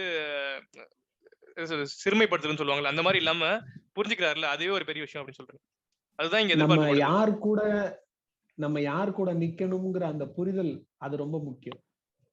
அந்த புரிதல் வந்து சந்தோஷ் நாராயணன் கிட்ட இருக்குங்கிறது தான் விஷயம். அதான் நீங்க வந்து அட்டகத்தி படத்துல கூட சொன்னீங்கல்ல, ஒவ்வொரு படமாவே கூட கொஞ்சம் கொஞ்சமா பார்க்கலாம் என்னென்ன டிஃபரன்ஸ் மேக் பண்ணிருக்காரு அப்படின்னு பார்க்கலாம். இந்த அட்டகத்தி படம் வந்து கருப்பழனியப்பன் சொல்லுவாரு, அது ஒரு சிறந்த பொலிட்டிக்கல் படம், அதை பத்தி யாருமே பேசல அப்படின்னு சொல்லுவாரு. என்ன அப்படின்னா, உணவு அரசியல பேசியிருக்காங்க அப்படிம்பாரு. அதாவது ஒரு வீட்டுல மாட்டுக்கறி சாப்பிடுற மாதிரி ஒரு சீனை நம்ம தமிழ் சினிமால பார்த்ததே கிடையாது. நம்ம இப்படி ஒரு விஷயம் வந்து சினிமால வைக்கிறதே ரொம்ப புதுசு, ரொம்ப பெரிய விஷயம் அப்படின்னு அவர் சொல்றாரு. சோ அங்க இருந்தே அவர் ஆரம்பிச்சிருக்காரு. அட்டகத்தி நம்மளுக்கு வந்து ரொம்ப ஒரு ஜாலியான படம் அப்படிங்கிற மாதிரி தெரிஞ்சிருக்கும், லவ் ஃபெயிலியர் படம் இந்த மாதிரி தெரிஞ்சிருக்கும். பட் அங்க இருந்தே வந்து கொஞ்சம் கொஞ்சமா அவர் வந்து அவரோட ஐடியாலஜிஸ் வந்து சொல்லிட்டே வந்திருக்காரு. அதான் இந்த ஃபோர்ஸ் ஃபிட்டிங் மாதிரி எதுவுமே தெரியாது. ஏன்னா அந்த படமே அந்த மக்களுடைய வாழ்க்கையை பத்தின படம் தான். ஸோ அப்படிங்கிறப்ப நேச்சுரலா அங்க என்னென்ன இருக்குமோ அதை அப்படியே காட்டிட்டு வருவாரு. இது சும்மா ஒரு டயலாக்ல தான் வரும். எங்க வீட்டுக்கு வேணா வா, நான் சமைச்சு போடுறேன் அப்படின் போது, கறி சமைச்சு போடுறேன், என்ன கறி சமைச்சுறான், மாட்டுக்கறி தான் அப்படின்ற மாதிரி வரும். இந்த டயலாக் வைக்கிறது வந்து இது அந்த சீனா பார்க்கும்போது ரொம்ப சாதாரண ஒரு சீனா தெரியும். ஆனா இந்த டயலாக் வைக்கிறதுல எவ்வளவு பிரச்சனை இருக்குங்கிறத வந்து இப்பதானே நம்மளுக்கு புரியுது. இது ஏன் இது பிரச்சனைக்குரிய விஷயம், இதை ஏன் எல்லாரும் பிரச்சனையா நினைக்கிறாங்க, இதை பேசுறதுக்கு எவ்வளவு தைரியம் வேணுங்கிறது. அந்த மாதிரி சின்ன சின்ன விஷயங்கள் நிறைய இருக்கும் அட்டகத்தி படத்துல. மெட்ராஸ் படத்துல தான் கரெக்டா நீங்க இன்னைக்கு ஒரு ட்வீட் கூட பார்த்தேன். இந்தியால ஒரு டிஃபன் பாக்ஸ்ல ஒரு பீஃப் இருக்கிறது பெரிய பிரச்சனை. ஆனா வந்து கங்கால வந்து ஒரு 3000 டெட் பாடி மிதந்துகிட்டு இருக்குது, அது அவங்களுக்கு பிரச்சனை கிடையாது அப்படின்னு போட்டிருந்தாங்க. ஏதோ ஃபாரினர் போட்டிருந்தாரு. ஆமா, அதேதான். சோ இதுக்கப்புறம் மெட்ராஸ் படத்துல இருந்து பார்த்தோம்னா இன்னும் கொஞ்சம் அந்த அவர் எடுத்து வைக்க வந்த பாயிண்ட்ஸ் வந்து இன்னும் கொஞ்சம் நம்மளுக்கு தெளிவா புரியும். லைக் அது வரைக்கும் தமிழ் சினிமால வந்து நார்த் மெட்ராஸ்னாலே அடியாளுங்க, சிவாஜி படத்துல சொல்ற மாதிரி எங்களுக்கு வேற வேலை தெரியாதுங்கய்யா, நாங்க என்ன செய்ய போறோம், எங்க பிள்ளைங்களுக்கு படிப்பு கிடையாது, இப்படியே காட்டிட்டு இருந்த ஒரு இடத்துல வந்து அந்த பையன் வந்து ஒரு ப்ராப்பர் ஐடில ஒர்க் பண்ற ஒரு பையன் அந்த ஹீரோ. அண்ட் அவங்களோட ஃப்ரெண்ட் சர்க்கிள் இருக்கிற எல்லாருமே ஒரு ஒரு ஒரு டீசென்டான ஒரு படிச்சு ஜாப்ல இருக்கிற பசங்களா தான் இருப்பாங்க. அவங்களுக்குள்ள அந்த ஃபுட்பால் டீம் ஒண்ணு சூப்பரா இருக்கும், அந்த டான்ஸ் டீம் ஒண்ணு சூப்பரா இருக்கும். இது இது இது எல்லாமே சின்ன சின்ன சின்ன சின்ன விஷயங்களா நம்மளுக்கு தெரியலாம். ஆனா இந்த சின்ன சின்ன விஷயங்களை இவ்வளவு வருஷமா காட்டப்படலை அப்படிங்கிறதுதான் உண்மை. காலா படத்துல எடுத்தீங்கனாலுமே தாராவில இருந்து ரஜினி வீட்டுல இருந்தே கூட ஒருத்தர், அந்த ஒரு பையன் வந்து ஐடில ஒர்க் பண்ணிருப்பாரு. சோ அங்க இருந்து அவ்வளவு பேர் ஐடிக்கு போறாங்க அப்படிங்கிறது, அந்த ஒரு விஷயமே வந்து படங்கள்ல வரவே இல்லையே.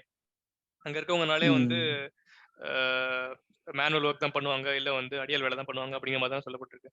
இல்ல பொதுவாவே இன்னொன்னு விஷயம் என்ன அப்படின்னா, இப்ப ரஞ்சித் வந்து ஒரு இடம் எடுக்கிறாரு, ஒரு லொகேஷன் எடுக்கிறாரு அப்படின்னா, மெட்ராஸா இருக்கட்டும், இல்ல தாராவியா இருக்கட்டும், இல்ல மலேசியாவா இருக்கட்டும், இப்ப மாரி செல்வராஜ் வந்து ஒரு எடுக்கிறாரு திருநெல்வேலியா இருக்கட்டும் அப்படின்னா, இது வந்து என்னதான் அந்த கதை வந்து அந்த இடத்துல நடக்கிறதா இருந்தாலுமே எல்லா ஒடுக்கப்பட்ட மக்களுக்கான ஒரு ரெப்ரசன்டேஷன் தான் நான் பாக்குறேன்.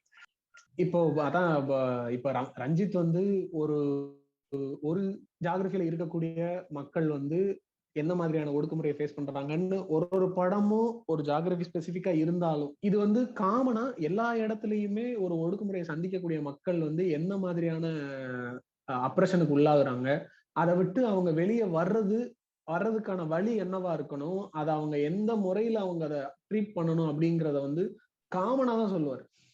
இப்போ காலா படத்துல எடுத்துக்கிட்டோம் அப்படின்னா, ஆக்சுவலா அந்த படக்கதை ஃபுல்லா மும்பைல நடக்கும். லாஸ்ட் ஷாட் பாத்தீங்கன்னா அந்த நியூஸ் ரிப்போர்ட்டர் வந்து நம்ம சென்னை சென்ட்ரல் பாலத்துல நடந்துகிட்டே பேசுவார். அப்ப அந்த பாலத்துக்கு கீழே இருக்கக்கூடிய ஸ்லம் ஏரியாவை காட்டி சென்னையிலும் இந்த மாதிரி ஒரு இஷ்யூ நடக்குதுன்னு காட்டுவாங்க. நம்ம யோசிச்சு பார்த்தோம்னா அங்க தாராவில நடந்த அந்த பிரச்சனைக்கும் சென்னையில் நடந்த பிரச்சனைக்கும் பெரிய வித்தியாசமே கிடையாது. இப்ப நடந்துச்சு ரீசெண்டா கோவிட் டைம்ல ஒரு ஸ்லம் கிளியரன்ஸ் நடந்து பிரச்சனை ஆயிடுச்சு. பாரஞ்சித் நேர்ல போய் அந்த போராட்டம் எல்லாம் நடந்துச்சு சென்னையில. அதுதான் சொல்ல வந்தேன். இவங்க காட்டுற விஷயங்கள் வந்து யூனிவர்சலி எங்கெங்கெல்லாம் ஆபரேஷன் நடக்குதோ எல்லா இடத்துக்குமே பொருந்தும். கரெக்டா? பட் பேசிக்காவே ஒரு ஒரு நியாயமான மனுஷனா இருந்தா இந்த மாதிரி ஒடுக்கப்படுற மக்கள் பக்கத்துல தான் நிக்கணும். இப்ப அதை விடுங்க, ஈவன் ஒரு ஸ்போர்ட்ஸ் இருக்குன்னு வச்சுக்கோங்களேன், அப்ப கூட நம்ம ஒரு அண்டர்டாக்ஸ் தான் சப்போர்ட் பண்ணுவோம். இப்ப FIFA ஃபைனல்ஸ் நடந்துச்சு, வேர்ல்ட் கப் ஃபைனல்ஸ் நடந்துச்சு ஃபுட்பால்ல, குரோஷியாவுக்கும் பிரான்ஸ்க்கும் நடக்குது. ஓகேவா? குரோஷியா வந்து ஃபர்ஸ்ட் டைம் அப்பதான் வந்து வர்றாங்க ஃபைனல்ஸ்க்கே. இது வரைக்கும் நடந்த ஹிஸ்டரியிலேயே ஃபர்ஸ்ட் டைம் வர்றாங்க. பிரான்ஸ் வந்து ரொம்ப பவர்ஃபுல்லான டீம் ஆல்ரெடி. ஆனா எந்த சம்பந்தமே கிடையாது. எனக்கும் குரோஷியாவுக்கும் எந்த சம்பந்தமும் கிடையாது. எனக்கு எந்த பிளேயர்ஸும் ஸ்பெசிஃபிக்கா தெரியாது. ஆனா அப்படி ஒரு மேட்ச் நடக்கிறப்ப என் சப்போர்ட் வந்து குரோஷியாக்கு இருக்குல்ல. அது காரணம் என்னன்னா, அவங்க அண்டர்டாக்ஸ், அவங்க வந்து அவங்களுக்கான ஆப்பர்ச்சுனிட்டிஸ் பிரான்ஸுக்கு கிடைச்ச அளவுக்கு கிடைக்கல. சோ அவங்க பக்கத்துல நம்ம நிக்கிறோங்கிறது இருக்குல்ல, உலகம் எல்லா இடத்துலயுமே இப்படிதான் நடக்கும். இப்ப வந்து ஒரு பிளாக்ஸ்க்கான ஸ்டோரி காமிக்கிறாங்க, ஒரு ஜூஸோட ஸ்டோரி காமிக்கிறாங்க அப்படின்னு, அந்த இடத்துல நம்மளோட எம்பத்தி அவங்களுக்கு போகுது அப்படின்னா இதுதான் ரீசன். கரெக்டா? சோ இந்த ஒடுக்குமுறைங்கிறது யூனிவர்சல், எல்லா இடத்துலயுமே வந்து அந்த ஃபீலிங் ஒண்ணுதான் அப்படின்னு சொல்றேன். இவங்களுக்கு கோபம்ன்றது எப்ப தெரியுமா வருது மெயினா? இப்ப மெட்ராஸ் படத்தை கூட எல்லாரும் கொண்டாடதான் செஞ்சாங்க. அது ஏன் அப்படின்னா அது வந்து அதுவும் அந்த சமூக மக்கள், அந்த ஏரியா மக்களுக்குள்ள நடக்கிற பிரச்சனை. ஆனா அதை வந்து கடைசியில எஜுகேஷன் தான் முக்கியம், அரசியல் படிக்கணும்னு சொல்லி ஹீரோ பேசி முடிச்சுட்டாருன்ற வரைக்கும் ஒத்துக்கிட்டானுங்க. பிரச்சனை இவனுங்களுக்கு கோவம் எப்ப கடுப்பு வருதுன்னா, கபாலி படத்துல வந்துட்டு ஆமாடா உனக்கு நான் கோட் சூட் போடுறதுதான் பிரச்சனைனா நான் கோட் சூட் போடுவேன்டா, ஸ்டைலா கெத்தா கால் மேல காட்டு போட்டு உட்காருவேன்டான்னு சொன்ன உடனே உள்ள இருந்து கோவம் வந்துருது. ஓஹோ அப்ப நீ அப்படி திமிரா பேசுறியா அப்படிங்கிற மாதிரி. அவன் எதனால அந்த பேச்ச பேசுறான்ற அந்த அண்டர்ஸ்டாண்டிங் வரமாட்டேங்குதுல. அதாவது உனக்கு நான் ட்ரெஸ் போடுறதுதான் பிரச்சனைன்னா நான் வந்து போடுவேன்டான்னு சொல்றதுல அந்த 2வது பார்ட்டை மட்டும் தான் எடுத்துக்கிறானுங்க. போடுவேன்டான்னு சொல்றது மட்டும் தான் இவனுக்கு கடுப்பா இருக்கு. அது எதுக்கு சொல்றான்றதை யோசிக்க மாட்டேங்கிறான். எனக்கு நான் இந்த கபாலி படம் பார்த்தப்பெல்லாம் ஓரளவு பெருசா அரசியல் புரிதல்லாம் எதுவுமே கிடையாது. நம்ம ஐ திங்க் 2015 அந்த படம் வந்துச்சுன்னு நினைக்கிறேன் கபாலி. எனக்கு அந்த படம் பார்க்கும்போது எனக்கு ஒரு டைலாக் வந்து ரொம்ப ஸ்ட்ரைக்கிங்கா எனக்கு பட்டுச்சு மண்டையில. காந்தி கோட்டை கலட்டினதுக்கும் அம்பேத்கர் கோட்டை போட்டதுக்கும் மிகப்பெரிய காரணம் அரசியல் அப்படின்ற மாதிரி ஒரு டைலாக் வரும். அந்த டைலாக் வந்து எனக்கு ரொம்ப அந்த டைமுக்கு பார்த்தப்ப எனக்கு டக்குன்னு வந்து ரொம்ப யோசிக்க வச்சுச்சு. ஆமா, காந்தி ஏன் கோட்டை கலட்டினாரு? அவர் கோட்டோடயே வாழ்ந்துகிட்டு இருந்த ஒரு ஆளு, அவர் அப்படிப்பட்ட ஒரு குடும்பத்துல இருந்தாலும் அவர் ஏன் கோட்டை கலட்டணும்? அம்பேத்கர் வந்து நான் கோட்டு போடுவேன்னு ஏன் போடணும் அப்படின்னா, காந்தி வந்து அவர் கோட்டு போடக்கூடிய ஒரு வசதியுள்ள ஒரு ஆளா இருந்ததுனாலயே சாதாரண மக்களுடைய அவர் வந்து கனெக்ட் ஆகிக்கிற முடியல. நீங்க வேற நாங்க வேறன்ற ஒரு மனநிலை மக்களுக்கு இருந்தப்போ, இல்ல நானும் உங்களோட சேர்ந்து போராட போறேன்னு அவர் அதை அடையாளமா காட்டுறதுக்காக தான் கோட்டை கழட்டிட்டு கோவணத்தை கட்டினாரு. ஆனா அம்பேத்கர் வந்து உனக்கு வந்து நீ போடவே கூடாது, உனக்கு இதை போடுறதுக்கு தகுதியே இல்லைன்னு எல்லாரும் அடக்கி வச்சிருக்கும் போது, இல்ல நான் போடுவேன், எனக்கு கோட் போடணும்ன்றத நீ போடக்கூடாதுன்றத நீ முடிவு பண்ணக்கூடாது, நான் தான் முடிவு பண்ணுவேன்ற மாதிரி அவர் எடுத்து போட்டார். அந்த படத்துல கூட அந்த ஹீரோயின் வந்து கபாலி கிட்ட சொல்லுவாரு, நீ கோட்டு போடக்கூடாதுன்னு அவன் யாரு சொல்றதுக்கு அப்படிங்கிற மாதிரி ஒரு டைலாக். இல்ல இந்த காந்தி விஷயம் சொன்னீங்கல்ல, இதுல ஒரு ப்ராப்ளம் இருக்குது ஆக்சுவலா. அவர் வந்து இந்த சட்டையை கலட்டுறதுனால என்ன ஆகும் அப்படின்னா, சட்டை இல்லாம இருக்கிறது, வறுமையில இருக்கிறது வந்து ரொம்ப சாதாரணமான விஷயம், அதுல ஒண்ணும் தப்பு இல்ல அப்படிங்கிற மாதிரி ஜெனரலைஸ் ஆயிரும். சரியா? இவரு பண்ண இன்னொரு விஷயம் என்ன அப்படின்னா, ஒடுக்கப்பட்ட மக்களுக்கு ஒரு பேர் கொடுத்தாரு காந்தி. ஹரிஜன் அப்படின்னு கொடுத்தாரு.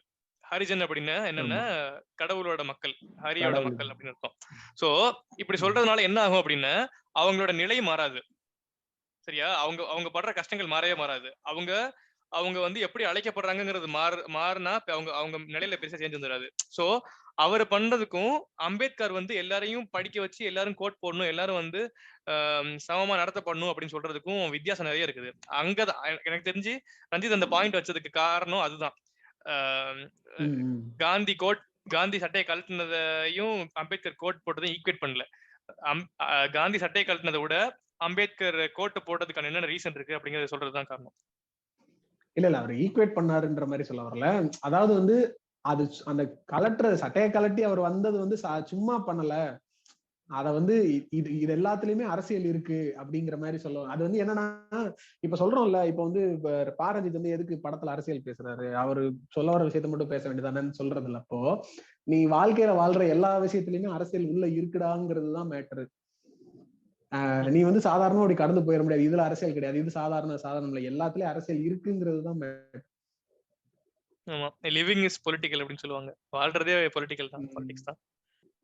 ஓகே, முக்கியமா பேச வேண்டிய டாபிக் என்ன அப்படின்னு நினைச்சேன் அப்படின்னா, கர்ணன் படம் தான். இது கொஞ்சம் டீடைல்டாவே டிஸ்கஸ் பண்ணணும் அப்படின்னு நினைச்சேன். கர்ணன் படத்துல நிறைய பிரச்சனைகள் வந்துச்சு. ஃபர்ஸ்ட் பிரச்சனை என்ன அப்படின்னா, இதுல இருந்தே போவோம். 1995ல நடந்தது வந்து 1997ல நடந்த மாதிரி போட்டிருக்காங்க.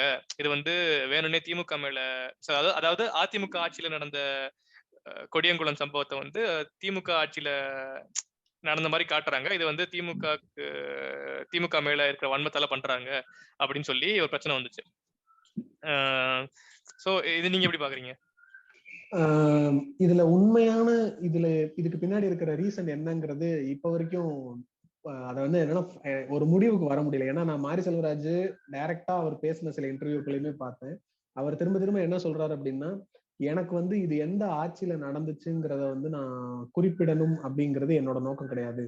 எனக்கு வந்து இந்த சம்பவத்தை நான் முன்னிறுத்தி பேசணுங்கிறது மட்டும்தான் என்னுடைய இன்டென்ஷனா இருந்துச்சு. அண்ட் இந்த மாதிரி மாற்றங்கள் நடக்க தொடங்கின பீரியட் அப்படின்னு காட்டணும்ன்றதுக்காக தான் நான் 97ன்னு வச்சேன் அப்படிங்கிற மாதிரி சொன்னாரு. மத்தபடி ஆனா இவர் வந்து எல்லா இடத்துலயும் அந்த கொடியன்குளம்ன்ற பேரை பொடியன்குளம்னு மாத்திருக்காரு. அங்கேயும் அந்த பஸ் இன்சிடென்ட் தான் மெயினான பிரச்சனையா நடந்தது.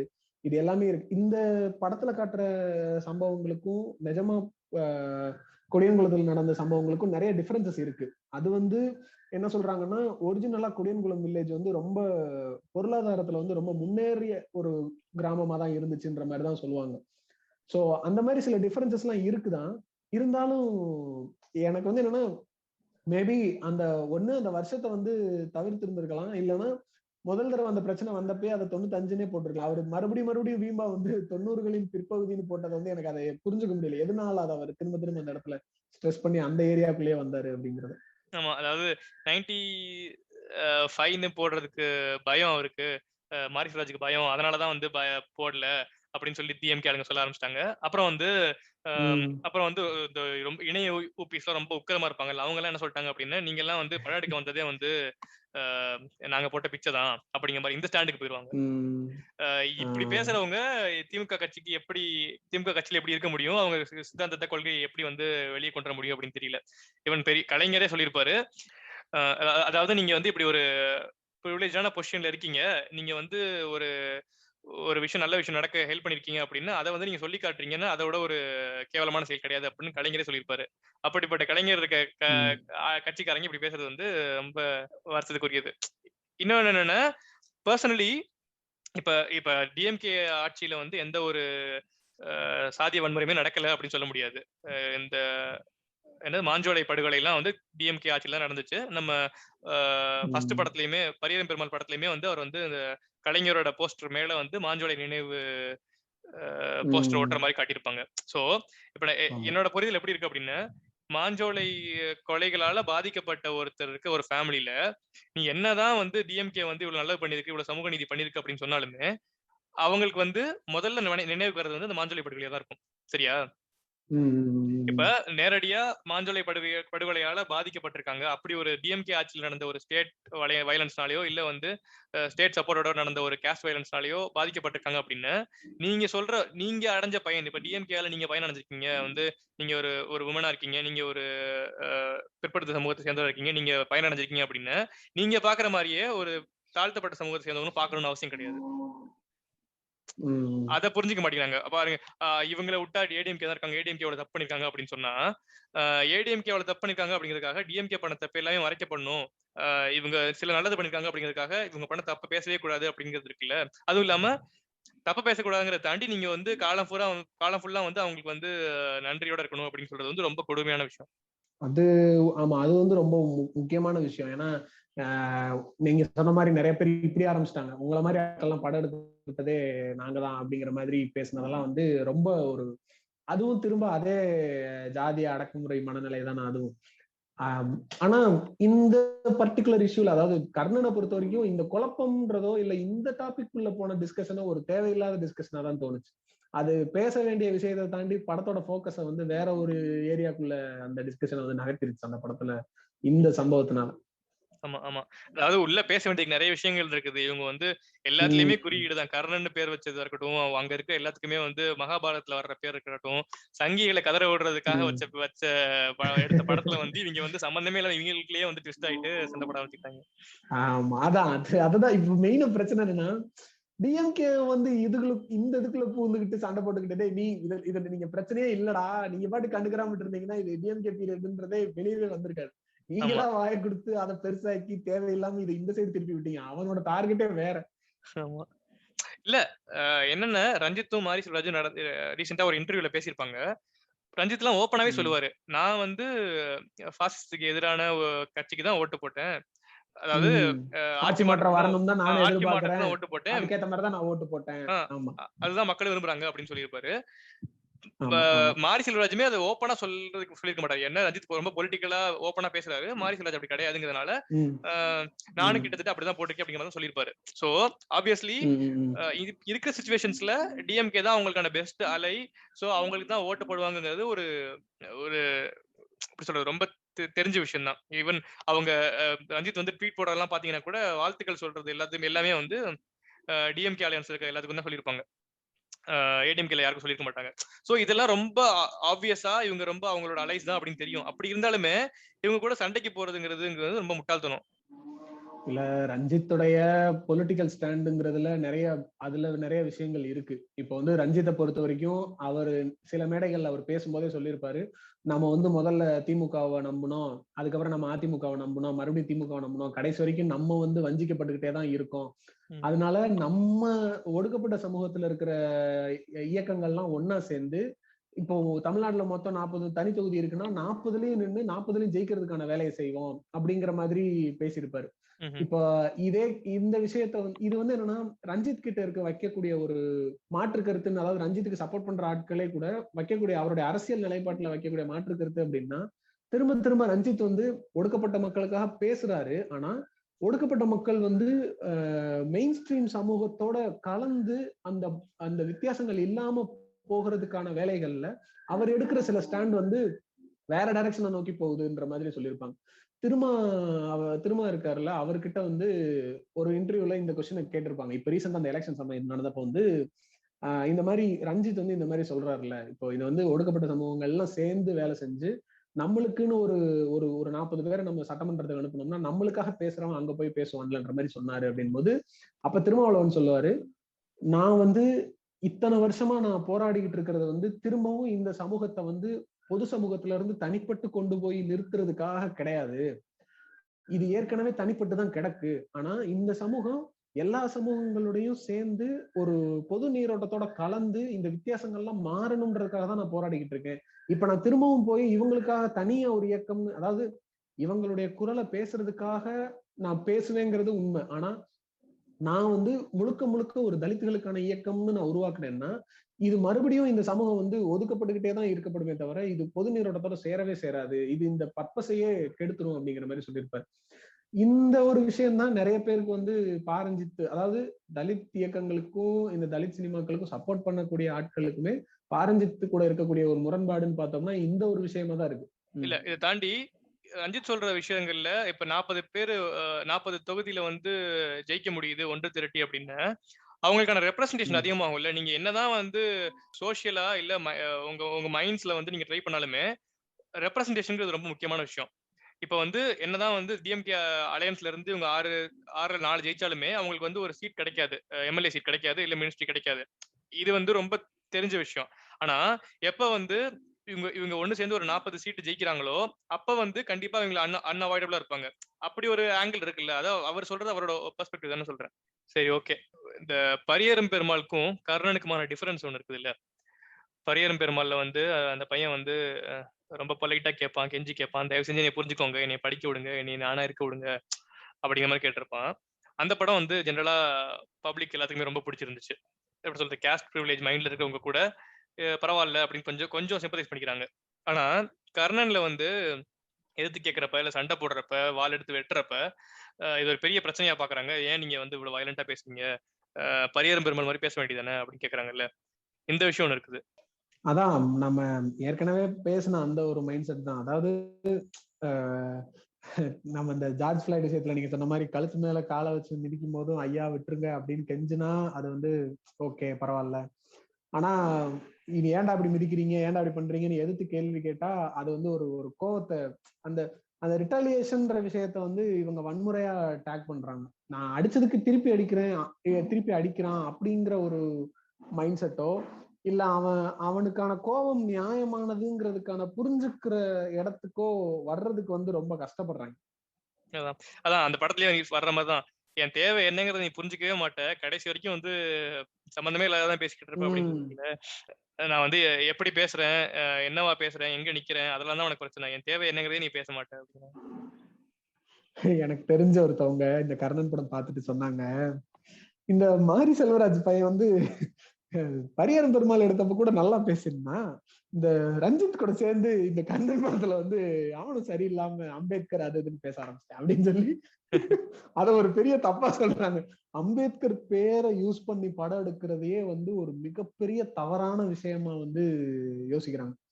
அம்பேத்கர்ன்ற வார்த்தையை பயன்படுத்துறதோ இல்ல அவரை மையப்படுத்தி அவருடைய போட்டோக்களை வச்சு அவருடைய பேரை சொல்லி ஜெய் பீம்ன்ற வார்த்தையெல்லாம் கேட்டா அப்படியே என்னமோ ஆயிடுறாங்க, ஐயோ அம்மா அம்மா அப்படின்றாங்க. இல்ல அப்படி ஒரு அந்த வில்லன் டைப் இருக்குல்ல. சி ஃபார் எக்ஸாம்பிள் வந்து பரியரும் பெருமாள்ல அவங்க அப்பா வந்து அவனும் கேஸ்டிஸ்ட் தான். பட் வந்து அந்த பொண்ணு கிட்ட அவன் நடந்துக்கிற விஷயங்கள் வந்து ரொம்ப அவ அட்லீஸ்ட் ஜோ சொல்றத வச்சு அவன் வந்து வீட்டுல பாசமா தான் நடந்துக்கிறான் அப்படிங்கிற மாதிரி பரியனுக்கு தெரியும். ரைட்டா? ஆனா இந்த இந்த கண்ணபிரானை காட்டுறப்ப ஃபுல் டைமா வந்து அவனை வந்து ஒரு பயங்கரமான ஒரு ஈகோயிஸ்டா தான் காட்டுவாங்க. வந்து அதான் அவன் சொல்றது பேசிக்கா வந்து அவன் நம்ம வந்து பஸ்ஸை ஓடுறதுக்காக அடிக்கவே இல்லை, அந்த பிரச்சனை எப்பயோ முடிஞ்சு போச்சு, பிரச்சனையை வாபஸும் வாங்கிட்டாங்க. ஆனா இவன் அடிக்கிறது வந்து நான் வந்து என் பேருக்காக அடிக்கிறான், என் பேர் துரியோதனனுக்காக அடிக்கிறான், நான் வந்து அவன் முன்னாடி நிக்கிறேங்கிறதுக்காக அடிக்கிறான், நான் வந்து தலப்பா கடிக்கிறதுக்காக அடிக்கிறான் அப்படின்னு இருக்குல்ல. அந்த விஷயத்தை இவங்க புரிஞ்சுக்க மாட்டேங்கிறாங்க. எதுக்காக அடிக்கிறான், அதை திருப்பி அடிக்கிறேங்கிறது இருக்கு, அந்த அந்த விஷயத்தை புரிஞ்சுக்கவே மாட்டேங்கிறாங்க. இல்ல அத சொன்னாதான் வந்து உடனே வந்து இந்த மாதிரி எல்லாம் இன்னுமா எங்க நடந்துகிட்டு இருக்கு, இந்த மாதிரி எல்லாம் நடக்கவே இல்லை, ஏன் வந்து பழைய விஷயங்களை வந்து இப்ப திரும்ப ஞாபகப்படுத்தி பிரச்சனையை உருவாக்குறீங்க அப்படிங்கிறானுங்க. இதெல்லாம் இப்ப நடக்கவே இல்லைன்னே நம்பிக்கிட்டு இருக்கானுங்க. நேத்து நேத்து ஆஹ் 3 அததான் நானும் வயசானவங்கள சொல்ல வந்தேன், சொல்லுங்க. நேத்து விழுப்புரம் டிஸ்ட்ரிக்ட்ல ஏதோ ஒரு ஊர் திருவெண்ணையூரா ஏதோ ஒரு ஊரு. அந்த ஊர்ல 3 திருவெண்ணைநல்லூர ஒரத்தநந்தல் நினைக்கிறேன். அந்த மாதிரி ஒரு ஊரு. ஊர் பேர். அங்க 3 தலித் வயசானவங்க, எப்படியும் 70 80 வயசு இருக்கும், அவங்கள கால்ல விழுக வைக்கிறாங்க. சின்ன பசங்க எல்லாம் இருக்காங்க, எல்லா இடத்தையும் கால்ல விழுக வைக்கிறாங்க. எதுக்காக என்னதான் எதுக்காக விழ வச்சாங்க? எதுக்காக விழுக வச்சாங்கிறது கேள்வி. அந்த கேள்வி வரவே கூடாதுங்கிறதா என்னோட இது. நான் அந்த ஃபுல்லா படிக்கல. இதுல பிரச்சனை என்ன அப்படின்னா, என்னவாவே இருந்துட்டு போகுது. இப்படி கால்ல வைக்கிறத ஒரு ஆதிக்க சமூகத்தை சேர்ந்த ஒரு தப்பு பண்ணவன தலித் சமூகத்தை சேர்ந்தவங்க மேல கால்ல விழுக வைப்பீங்களா? அந்த கேள்விதான் முதல்ல உங்களுக்கு யார் வரணும். மேல தப்பா இல்ல அதுதான் இல்ல அதான் அதாவது என்ன தப்பாவே இவங்களுடைய இல்லங்க. என்னோட பிரச்சனை என்னவா இருக்கு அப்படின்னா, என்ன வேணா அவங்க தப்பே பண்ணல. சரியா? ஒண்ணும் தப்பு பண்ணலங்கிறது 2வது விஷயம். என்ன தப்பு வேணா பண்ணிருக்கட்டும். அந்த தப்புக்கு கால்ல விழுக வைக்கிறதுக்கு என்ன சரியான விஷயமா இருக்கும்? அதுதான் நானும் சொல்ல வரேன். அதாவது அது என்ன விஷயமா இருந்தாலும், அது யார் பக்கம் நியாயம் என்னவா இருந்தாலுமே இதனுடைய பதில் வந்து என்னவா இருக்கு அப்படின்னா, நான் உனக்கு அடிபணிறேன் அப்படின்னு அவங்க வந்து ஒரு ஒரு ஸ்டேட்மெண்ட் கொடுக்கணும்ன்ற எதிர்பார்ப்பு மட்டுமே மேலோங்கி இருக்கு. இப்ப இந்த கர்ணன் கிளைமேக்ஸ்லயுமே பாத்தீங்கன்னா, ஸ்பாயிலர் சொல்லலாம்னு நினைக்கிறேன், ஏன்னா இது ஸ்பாயிலர் சொல்லாம பேச முடியாது. இந்த கிளைமேக்ஸ்ல அந்த கடைசியில அந்த ரூம்குள்ள வெட்ட போறப்ப கூட அந்த கண்ணபுரம் என்ன சொல்லுவான்னா, இப்ப கூட நான் உனக்கு ஒரு வாய்ப்பு தர்றேன், என் காலை தொட்டு கும்பிட்டு உன்னை நான் உயிரோடு விட்டுறேன் அப்படின்னு சொல்லுவோம். நீங்க காலா படத்துலயும் பாத்தீங்கன்னா இதேதான் வரும். காலா படத்துலயுமே அவருடைய ஒய்ஃப் அவரோட பையன் எல்லாம் இறந்து போயிருப்பாங்க, கொலை பண்ணிருப்பாரு அந்த ஹரிதாதா, இதெல்லாம் நடந்து முடிஞ்சிருக்கும். காலா வந்து வீட்டுல வந்து பேச வந்து உட்கார்ந்து இருக்கும் போதும் அந்த ஹரிதாதா என்ன சொல்லுவாங்கன்னா, இப்பயும் ஒண்ணும் கெட்டு போயிடல, ஒரே ஒரு சின்ன விஷயம் தான், நீ என் காலை தொட்டுட்டு இல்ல நான் தான் தப்பு பண்ணிட்டேன்னு சொல்லிட்டு போயிரு, நான் உன்னை அப்படியே மன்னிச்சு விட்டுறேன் இப்பயே அப்படி. அப்ப இதுல வந்து என்னுடைய கோபம்ங்கிறதோ இதோ வந்து எனக்கு நடக்கப்பட்ட ஒரு அதாவது நான் அந்த ஆதிக்க இடத்துல இருந்து பேசுறவங்களை சொல்றேன். அந்த ஆதிக்கத்துல இருக்கவங்களுடைய கோபம் வந்து எனக்கு நடக்கப்பட்ட ஒரு அநீதியோ இல்ல எனக்கு இழைக்கப்பட்ட ஒரு ஒரு ஒரு பிரச்சனைக்காக நான் அவனை வந்து அடக்குறேன்ற மாதிரி கூட இல்ல. இவனுங்களுடைய முதல் முழு எண்ணம் என்னவா இருக்குன்னா, நீ என்ன வேணா பண்ணிக்க, நீ வந்து எவ்வளவு உயரத்துக்கு என்னவா வேணா நீ போய்க்க, ஆனா என் காலத்தை விட்டு நீ வந்து நான் உனக்கு கீழே தான், நீ ஒரு ஸ்டேட்மெண்ட் கொடுத்துட்டு போதும் நான் உன்னை விட்டுறேன் அப்படிங்கிறது வந்து முழுக்க முழுக்க இதுல வந்து நீ எனக்கு கீழே நான் உனக்கு மேலங்கிற விஷயத்த மட்டுமே நான் திரும்ப திரும்ப எஸ்டாப்ளிஷ் பண்ணிக்கிட்டே இருக்கணுங்கிற மைண்ட் செட் மட்டும்தான் நிக்குது. இல்ல இன்னொரு விஷயம், நீங்க வந்து இந்த கேள்வி முதல்ல ஒரு கேள்வி கேட்டீங்களா, இதெல்லாம் இப்ப நடக்குதா, ஏன் வந்து இதை பத்தி பேசிக்கிட்டே இருக்கீங்க அப்படின்னு கேள்வி கேட்டீங்கல்ல. இது வந்து நடந்துட்டே தான் இருக்குது. ஒரு மாசத்துக்கு 3-4 இன்சிடென்டாவது நடந்துட்டு தான் இருக்கு. இப்ப ரீசெண்டா அரக்கோணம்ல 2 பசங்களை வந்து வெட்டினாங்க, வெட்டி கொன்னாங்க. ஞாபகம் இருக்கா உங்களுக்கு? எலெக்ஷனுக்கு முன்னாடி. ஆமா, அந்த எலெக்ஷன் முடிஞ்ச உடனே, எலெக்ஷனுக்கு அப்புறம் கவுண்டிங்க்கு முன்னாடி அது அந்த பிரச்சனையில வழக்கம் போல ஒரு பொய்யான ஃபால்ஸ் கேஸ் கொடுத்திருக்காங்க. அதாவது வந்து அவங்க குடிச்சிருந்தாங்க அப்படின்னு சொல்லி வழக்கம் போல வந்து திசை திருப்ப பார்த்தாங்க. ஆனா வந்து கண்டுபிடிச்சிட்டாங்க, குடிக்கலாம் இல்ல, இது வந்து வெறும் கேஸ்ட்காக பண்ணதுதான் அப்படின்னு ப்ரூவ் ஆயிருந்துச்சு. அதாவது நடந்துகிட்டே தான் இருக்குது. ஒரு மாசத்துல நான் பாக்குறதே, நான் வந்து கீனா இதை பார்க்கணும்னு பாக்குறது கிடையாது. ரேண்டமா அது நம்ம கண்ணுக்கு வரதே ஒரு 4-5வது நடந்துட்டு தான் இருக்குது. இந்த மாதிரி கொலை நடக்கலனாலுமே இந்த மாதிரி கால்ல விழுக வைக்கிறது, இந்த மாதிரி ஏதாவது நடந்துட்டே தான் இருக்குது. கொலையும் நடக்குது, அது இல்லாம இதுவும் நடந்துட்டே இருக்குது. இவங்க எல்லாம் இதை பாக்குறதே இல்ல. அதாவது இவங்க பாக்குறது என்ன, குக்கிங் சேனல் பாக்குறாங்க, அப்புறம் வந்து WWF பாக்குறாங்க, இந்த மாதிரி சம்பந்தமே இல்லாம பாத்துக்கிட்டு இருக்காங்க. இவங்களோட நியூஸ் ஃபீட்லயோ இவங்களோட கொலீக்ஸ் கிட்ட டிஸ்கஸ் பண்றப்பயோ இந்த விஷயங்கள் வரவே வராது. இவங்க டிஸ்கஷன்ல வரலங்கிற ஒரே காரணத்துக்காக இது நடக்கவே இல்லை அப்படின்னு முடிவு பண்றாங்க பத்தியா, அங்கதான் பிரச்சனை இருக்குது. இல்ல அது வந்தாலுமே அதை வந்து வேற ஒரு இஷ்யூவா மாத்தி அதை கடந்து போயிடுறாங்க. இப்போ நீங்க சொன்ன மாதிரி இப்ப இந்த அரக்கோணம் விஷயத்த வந்து அது ஒரு டிஸ்கஷன்ல வந்தாலுமே அதை என்னவா சொல்லுவாங்கன்னா, 2 கட்சிகளுக்கு நடுவுல நடந்த எலெக்ஷன் சம்பந்தப்பட்ட பிரச்சனைன்னு கடந்து போயிடுறாங்க. அதுல உண்மையான காரணம் இதுவாதான் இருக்குங்கிறத பாக்குறதுக்கு ரெடியா இல்லை. இந்த இந்த மனநிலைய வந்து எதனால இப்படி இருக்கு அப்படிங்கிறத புரிஞ்சுக்கிறதுக்கு ரெடியா இருக்கணும் ஃபர்ஸ்ட். அதுக்கு முன்னாடி மனநிலை இப்படிதான் இருக்குங்கிறத ஒத்துக்கணும்ல. அதை ஒத்துக்கிட்டா தானே அதுக்குள்ள அடுத்த ஸ்டெப் எடுத்து வைக்கவே முடியும். அதை ஒத்துக்கிறதுக்கே தயாரா இல்லை நம்ம. இன்னொன்னு அந்த மனநிலை தான் வந்து நடக்கவே இல்லைன்னு சொல்ல வைக்கும். இந்த 80s 90ஸ்லாம் வந்து இத்தனை படுகொலை சம்பவங்கள் நடந்துச்சு, இத்தனை ஜாதிய வன்முறை சம்பவம் நடந்துச்சு, கீழ்வெண்மணி, மாஞ்சோலை, கொடியங்குளம் இந்த மாதிரி எக்கச்சக்கமா சொல்லிட்டு இருக்காங்கல்ல. இதெல்லாம் பேசுறப்பெல்லாம் வந்து இது எங்க ஆட்சியில் நடக்கல, இதுக்கு நாங்க வந்து இப்படி ரியாக்ட் பண்ணோம் அப்படி ரியாக்ட் பண்ணோம்னு சொல்றாங்களே தவிர, இது இவ்வளவு நடந்துகிட்டே இருக்கே, இது எப்படி அவாய்ட் பண்றது, இதுக்கான என்ன ஃபியூச்சர் ஸ்டெப் இருக்குங்கிற பேச்சு வரவே மாட்டேங்குது. அதுக்கான ஒரு தாட்டே வர மாட்டேங்குது. அத சொன்னாதான் வந்து இப்ப நடக்கல, அதெல்லாம் பழைய விஷயம், இப்ப எதுக்கு தோன்றீங்கன்னு அந்த ஆங்கிள் போயிடுறாங்களே. இல்ல இந்த சங்கிஸ்ட் எல்லாம் கேட்டா ஜெனரலா பொதுவா வந்து இவங்களுக்கு முஸ்லிம்ஸ் மேல வெறுப்பு இருக்கு. இந்த வெறுப்பு ஏன்னு கேட்டா, அப்படி அந்த டைம்ல பாம்பு பிளாஸ்ட் நடந்துச்சு தெரியுமா, அப்படி வந்து இந்த மாதிரி வன்முறை எல்லாம் பண்ணாங்க தெரியுமா, அடிச்சாங்க தெரியுமா, உதைச்சாங்க தெரியுமா அப்படிங்கிறாங்க. சரிடா, அது உங்களுக்கு ஞாபகத்துல இருக்கே, நீங்க வளர்ற டைம்ல தானே இத்தனை ஜாதிய வன்முறை நடந்திருக்கு, இத்தனை படுகொலை நடந்திருக்கு, கொத்து கொத்தா கொண்டிருக்காங்க. இதெல்லாம் அவங்க எல்லாம் ஹிந்துஸ் தானே, அவங்க அந்த ஹிந்துஸை வந்து கொலை பண்ணது ஹிந்துஸ் தானே, அப்பெல்லாம் உங்களுக்கு ஏன் கோவமே வர மாட்டேங்குது அப்படின்னு கேட்டா அதுக்கு பதில் இருக்காது. அவங்க ஹிந்துஸ் தானேன்னு கேட்டா ஆமான்னு சொல்லுவாங்க. ஆனா அவங்க சாகுறப்ப அவங்க ஹிந்துஸா கன்சிடர் பண்ணவே மாட்டாங்க. அப்புறம் சரி, இந்த கர்ணன் படத்தை பத்தி பேசுறப்ப இன்னொரு மாதிரி வித்தியாசமா உருட்டுறாங்க. இந்த படத்துல வந்து நிறைய விஷயங்கள் ஒட்டவே இல்ல, ஏஸ்தட்டிக்கா சரியே இல்ல, உட்றாதீங்க எப்போ பாட்டு வந்து எனக்கு வந்து மேட்சே ஆகல, சிங்கே ஆகல படத்துல, என்னது அது வந்து பொம்மை எல்லாம் ஆடிக்கிட்டு இருக்குது, அப்புறம் வந்து என்ன கனவுல எல்லாம் வருது, இதெல்லாம் வந்து நல்லாவா இருக்குது அப்படின்னு கேக்குறாங்க. அதாவது இவங்களுக்கு வந்து எல்லாருக்குமே ஒரு மனநிலை என்னன்னா, இப்ப மாரி செல்வராஜ்ங்கிறவரு யதார்த்த சினிமா எடுக்கிறாரு. அப்ப யதார்த்த சினிமாக்கள்ல வந்து நீங்க நடைமுறைக்கு சாத்தியம் இல்லாத விஷயமெல்லாம் வைக்கிறீங்கிற மாதிரி ஒரு ஆங்கிள் இதை ட்ரீட் பண்றானுங்க. இது அப்படி இல்ல. இப்ப இந்த இந்த கர்ணன் படத்துடைய கதையிலேயே அந்த காட்டு பேச்சிங்கிற கேரக்டரு, இப்போ மாரி செல்வராஜ்கிட்ட வந்து எப்பயுமே இந்த இந்த சிம்பாலிக்கா சில விஷயங்களை வைக்கிறது வந்து அதை அவர் தொடர்ந்து கான்சியஸா பண்ணிக்கிட்டே இருக்காரு. இப்போ பரியரும் பெருமாள்ல பார்த்தோம்னு வச்சுட்டீங்கன்னா, கருப்பிங்கிற அந்த கேரக்டர் வந்து ஃபர்ஸ்ட் சீன் ஓப்பனிங் சீன்லயே இறந்துரும். ஆனா அந்த கருப்பி வந்து கடைசி வரைக்கும் அந்த படத்துல டிராவல் ஆகிக்கிட்டே இருக்கும். நீங்க வந்து உடனே அதென்ன செத்து போனதை போய் ஆவி மாதிரி காட்டுறீங்க, நீங்க கடவுள் நம்பிக்கை இல்லைன்னு சொல்றீங்க, அப்புறம் ஆவி மாதிரி காட்டுறீங்களே, கரெக்டானு கேட்க கூடாது. அது எதோடைய ஒரு ரெப்ரசன்டேஷன் அவர் வைக்கிறாருங்கிற அந்த புரிதல் தான் தேவை. இப்ப இந்த படத்துலயும் காட்டு பேச்சுங்கிறது வந்து அது வந்து ஒரு ஒரு ஒரு ரெப்ரசன்டேஷன். இந்த மாதிரியான அநீதிகளால உயிர் விட்டு அல்லது ஏதாவது ஒரு கொடுமைக்கு உள்ளாக்கப்பட்ட பெண் குழந்தைகளினுடைய ரெப்ரசன்டேஷனா தான் அந்த காட்டு பேச்சுங்கிறத காட்டுறாரு. அந்த காட்டு பேச்சுங்கிறது அது ஒரு ஒன் ஆஃப் இன்சிடென்ட் கிடையாது. அது ஒரு பொண்ணு மட்டும் தான் இறந்திருக்கா, இது கர்ணன் குடும்பத்தை மட்டும் தான் நடந்துச்சு அப்படிங்கிறது கிடையாது. அந்த பாட்டுலயுமே கூட நிறைய பொண்ணுங்க ஆடுவாங்க. கரெக்டா? சோ இந்த மாதிரி வந்து பஸ் நிக்காம போயிட்டு சாகிறதுங்கிறது வந்து ரெகுலரா நடக்கிற ஒரு விஷயம். சோ எல்லா குடும்பத்திலயுமே அது நடந்திருக்குது அப்படிங்கிறதுக்காக ஒரு ரெப்ரசன்டேஷன் தான் நான் பாக்குறேன் அதை. ஆமா, அதாவது இப்போ நீங்க இந்த குலதெய்வ வழிபாடுகள்லாம் சொல்லுவாங்கல்ல, இந்த நாட்டார் தெய்வங்கள்னு சொல்லுவாங்கல்ல, இதுல நீங்க அந்த கதைகள்லாம் கேட்டிருக்கீங்களான்னு தெரியல. நான் ஒரு சில கதைகள் நான் கேள்விப்பட்டிருக்கேன். அதுல வந்து இந்த வழிபடக்கூடிய பெண் தெய்வங்களா இருக்கிறவங்க எல்லாம் பாத்தீங்கன்னு வச்சுக்கோங்களேன், ஏதோ ஒரு சமூக அநீதியால கொலை செய்யப்பட்டவங்களா, ஊரே சேர்ந்து ஒதுக்கப்பட்ட ஒரு பெண்ணா இருப்பாங்க. ஒரு 2-3 கதைகள் நான் கேள்விப்பட்டிருக்கேன். பட் அதனுடைய உண்மையான கதை எனக்கு கரெக்டா ஞாபகம் இல்லாதனால நான் இப்ப அதை மென்ஷன் பண்ணல. ஒரு எக்ஸாம்பிளுக்கு சொல்லணும்னா, இந்த கோயம்புத்தூர் சைடு, பொள்ளாச்சி சைடு மாசாணி அம்மன் ஒரு கோயில் இருக்கும், கேள்விப்பட்டிருக்கீங்களா? ஆமா. அந்த கோயில் வந்து என்ன அப்படின்னா, அந்த தெய்வம் வந்து ஆக்சுவலா கர்ப்பிணியாவே இறந்த ஒரு பொண்ணு.